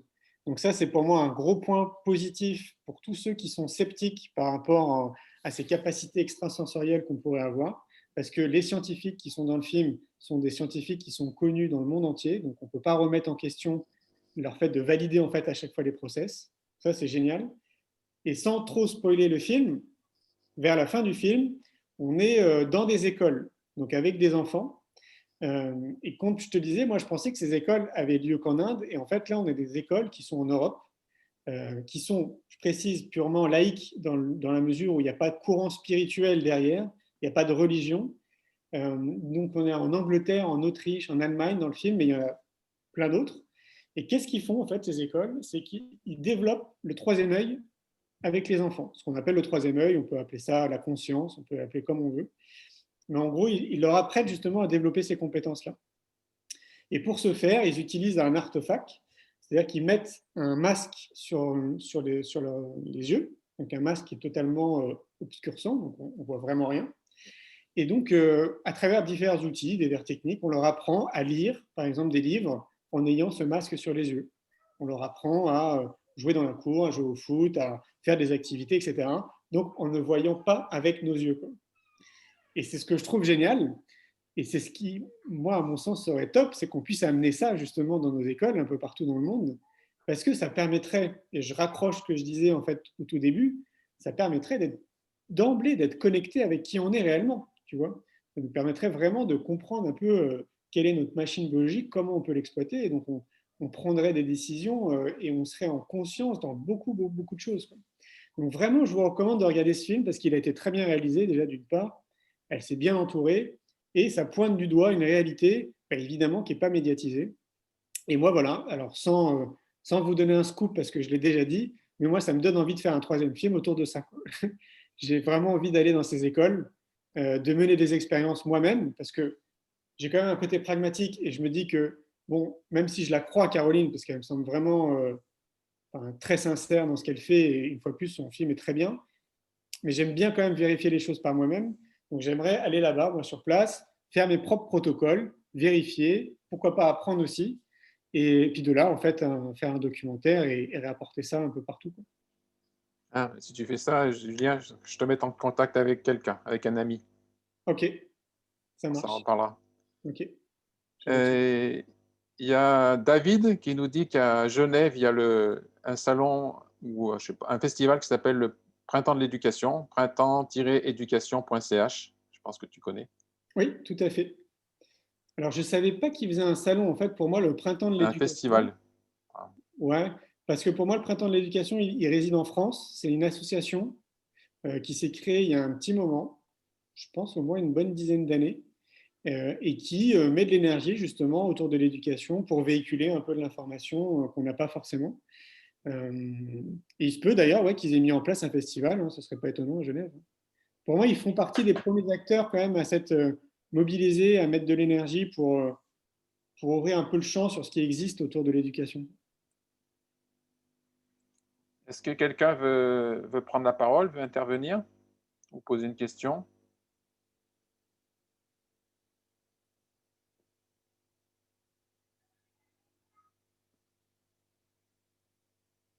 Non, apparemment, il n'y a pas de, il n'y a ni question ni besoin de partage à ce moment-ci. Eh bien, parfait. Et ben, il ne me reste plus qu'à vous souhaiter un bon moment là où vous êtes. Et puis alors surtout, prenez soin de vous. Trouvez les bons outils qui sont bons pour vous et mettez-les en place dans votre quotidien. Vraiment. C'est ce qui va nous permettre de changer le monde. Donc prenez soin de vous. Là, on ne pourra pas dire qu'on n'a pas le temps vu ce qui se présente. Tu m'étonnes. Tu m'étonnes. D'ailleurs, pour rebondir vite fait là-dessus, et juste pour montrer justement, comme tu dis, que c'est le bon moment, le 20 mars dernier, quand on est rentré dans cette période de confinement, j'ai mis en ligne gratuitement sur YouTube le film C'est quoi le bonheur pour vous? Alors que depuis 2017, il était en accès payant.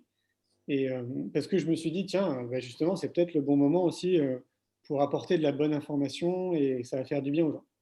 Et bien, figure-toi qu'en 48 heures, il y avait 240 000 personnes qui avaient vu le film. Et je me suis retrouvé derrière mon ordi, j'étais ici, et j'étais en train de pleurer de gratitude. Et donc, ma copine est venue me voir, elle me dit, mais qu'est-ce qui t'arrive? Je lui dis, mais attends, mais lis. Je recevais des messages par milliers de personnes qui me disaient, mais merci, ce film, il est juste génial, je l'ai envoyé à mes grands-parents, je vais le re-regarder ce soir, etc. Et donc, je me suis dit, bon, bah, je vais le laisser définitivement gratuit à vie. Et donc, depuis, en plus du million de spectateurs qu'on avait fait, je crois que là, on est à 840 000 personnes qui ont vu le film gratuitement sur YouTube. Et donc, qu'est-ce que je veux dire par là? C'est que ça a été un accélérateur de prise de conscience, en fait, ce confinement. Alors, en tout cas, moi, c'est comme ça que je le vois de manière objective et positive, je pense. C'est que ça a accéléré les prises de conscience. Si ça n'aurait pas été le cas, je pense qu'il n'y aurait pas eu autant de personnes qui auraient vu le film pendant cette période. Donc, voilà, une fois de plus, haut les cœurs, il y a beaucoup plus de personnes qu'on ne le croit qui sont soit qui ont pris conscience de beaucoup de choses, soit qui sont déjà en marche et qui passent à l'action. Et puis, bah, surtout, pour ceux qui nous écoutent, partagez le film autour de vous parce qu'il est gratuit et ça a l'air de faire beaucoup de bien. Oui, ben, écoute, Julien, je te remercie énormément de ta présence. Mais je t'en prie. C'était une joie de t'accueillir. Je ne te connaissais pas, mais il y a 3-4 personnes dans l'espace de 2 jours qui m'ont dit il faut absolument que tu contactes Julien, il faut absolument que tu contactes Julien. Ah oui. Et puis c'est Sandra qui nous a mis en contact sur, ah oui. sur WhatsApp. Que tu connais, Sandra? Sandra, je la connais, oui. Ok. Ouais, elle est top, Sandra. Depuis un moment, ouais. Parce que moi aussi, j'ai animé du clown, et puis du coup, d'accord. Ça fait un moment que j'entends parler d'elle et qu'on est en contact. Bah, il se peut qu'il faudrait qu'on prenne le temps de papoter ensemble. D'accord, il n'y a pas de souci. Après WebIDEC, après le 8 novembre, ce sera plus facile. Oui, c'est clair. Puis Je vais faire quelques annonces avant qu'on se quitte tous. simplement pour dire que l'événement est accessible à tout le monde. C'était un choix qui a été fait par le Sri Aurobindo Yoga Mandir parce que c'est déjà un pays, le Népal, c'est un des pays les plus pauvres du monde, mais ils sont en contact avec beaucoup de gens dans le monde de l'éducation qui ne font pas partie des pays riches. Et on sait que les gens, ils ont des niveaux de vie très, très bas, donc ils voulaient absolument que l'événement soit accessible à tout le monde. Mais il est demandé à tous ceux qui peuvent de verser une participation parce qu'il y a beaucoup d'argent qui a été dépensé pour mettre en œuvre tout ça, finalement. Notamment, c'est aussi, l'événement, c'est à la fois une occasion pour le monde de se rencontrer autour de l'éducation, mais c'est aussi une occasion pour l'ashram, pour ces jeunes, de se lancer au niveau d'Internet, parce qu'ils ont perdu toutes leurs ressources. Ils étaient autonomes en ressources et maintenant, ils ont tout perdu parce que l'agence de trek, il n'y a plus personne. Les groupes, les guest houses, il n'y a plus personne. Et puis, pendant 5 mois, ils n'ont plus pu vendre le lait, plus pu vendre les légumes parce que c'est des fermes en agriculture biologique. Et tout s'est cassé la figure. Donc, ils ont besoin de reconstruire leur économie. Et moi, je me suis lancé là-dedans parce que pour moi, c'était un moyen qu'ils se rendent compte qu'ils pouvaient développer c'était un chemin de ressources pour eux, parce qu'ils ont beaucoup de choses à partager, Internet. C'est pour ça que je me suis lancé à fond là-dedans et je pense que ça va avoir un effet pour eux. Et donc, notamment, on a mis de l'argent pour ouvrir un studio là-bas. Vous avez vu, quand ils présentent, il y a les caméras, il y a les micros, il y a des petits jeunes qui viennent faire des danses, etc. Donc, on a créé un studio. On a investi dans plusieurs hébergements, parce qu'il y a 3 sites, en français, en anglais. Puis il y a un site wiki où les gens peuvent créer leur propre activité. Il y a eu, je sais pas, il y a une centaine d'activités qui ont été créées. Malheureusement, on a été piraté, donc ça a coûté de l'argent pour pouvoir se résoudre tout ça. Il y a les solutions Zoom, l'événement est sur Whova et ça coûte aussi assez cher. Et puis il y a les traductrices à qui j'ai pas promis, mais en tout cas, j'ai dit qu'on aurait fait le maximum pour pouvoir leur donner quelque chose parce qu'elles ont fait un travail magnifique. Il y a quelques conférenciers qui ont des missions et puis auxquelles on aimerait pour que WebIDEC pouvoir participer. Voilà, donc au total, ça fait plus de 9 800 € qui ont été dépensés et à ce moment-ci, on en est rendu à 33% des frais ont été couverts avec 42 contributeurs. Donc, si vous voulez participer, vous êtes les bienvenus. Bravo. Il y a une page qui s'appelle participation financière sur la page web, dans le site où il y a WebIDEC. Vous allez pouvoir trouver toutes les informations. Simplement vous dire aussi dans les annonces qu'il va y avoir le 5 novembre, pendant 1h30, un show de danse, yoga et danse sacrée Bharatanatyam, une danse de l'Inde qui est faite par une jeune de l'ashram qui fait ses études en Inde. Un spectacle de yoga collectif. Les jeunes là-bas de l'ashram sont très forts en yoga. Et puis, il y a un spectacle de danse népalaise. Donc, pendant 1h30, il y aura tout un show qui va être présenté par l'ashram. Et il va y avoir des enchères aussi le jeudi 5 au soir pour des gens qui ont proposé de donner des cours ou d'offrir des cours ou des bouquins ou d'autres choses quoi, qui vont être mis aux enchères. Donc, si vous voulez participer, sur l'agenda, vous allez pouvoir trouver ça. La session de clôture, ce sera le 8 novembre à 19h de Paris. Voilà pour les annonces. Et je vous remercie tous. Je vous remercie tous d'être présents. Je te remercie encore une fois, Julien. Merci à vous. Et puis, on se retrouve après le 8. Je ne sais pas si on peut se téléphoner, on peut se zoomer, quoi que ce soit. On se donne un rendez-vous, puis on peut parler. Avec plaisir. Bravo pour ton implication. Bravo. Merci à tous. Merci à toi. Et puis, ça continue demain. Demain jusqu'à dimanche, il y a plein de conférences. Et cette semaine, il y a pas mal de conférences en français qui sont en français traduites en anglais. Donc, vous pouvez regarder le programme. Je ne le connais pas par cœur, mais il y a Sandra qui fait une intervention. Il y a Ashti qui fait une intervention. Il y a... Je vais en oublier. Je dis des bêtises, je n'aurais pas dû commencer. Il y a Emmanuel demain, Emmanuel Arrojo qui fait qui demain intervient. Il y a Virginie Limousin. Voilà. Regardez le programme sur Agenda, vous allez trouver tout ça. Ça marche. Encore merci à tous et je vais rendre.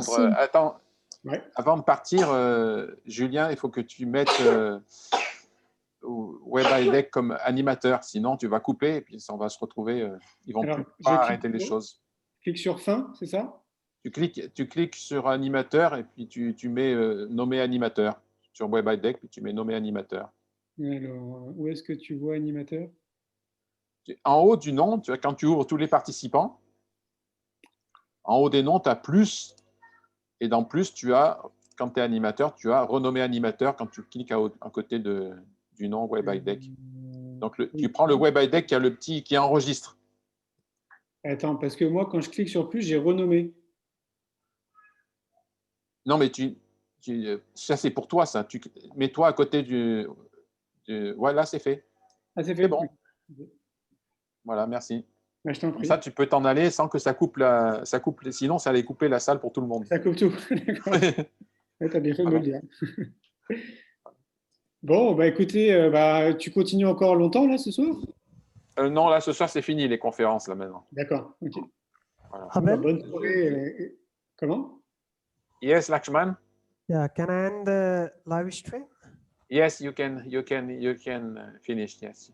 Okay, thank Quoi? you. J'arrive, attends. Eh bien, bonne journée, bonne soirée à tous. Bon après-midi, bonne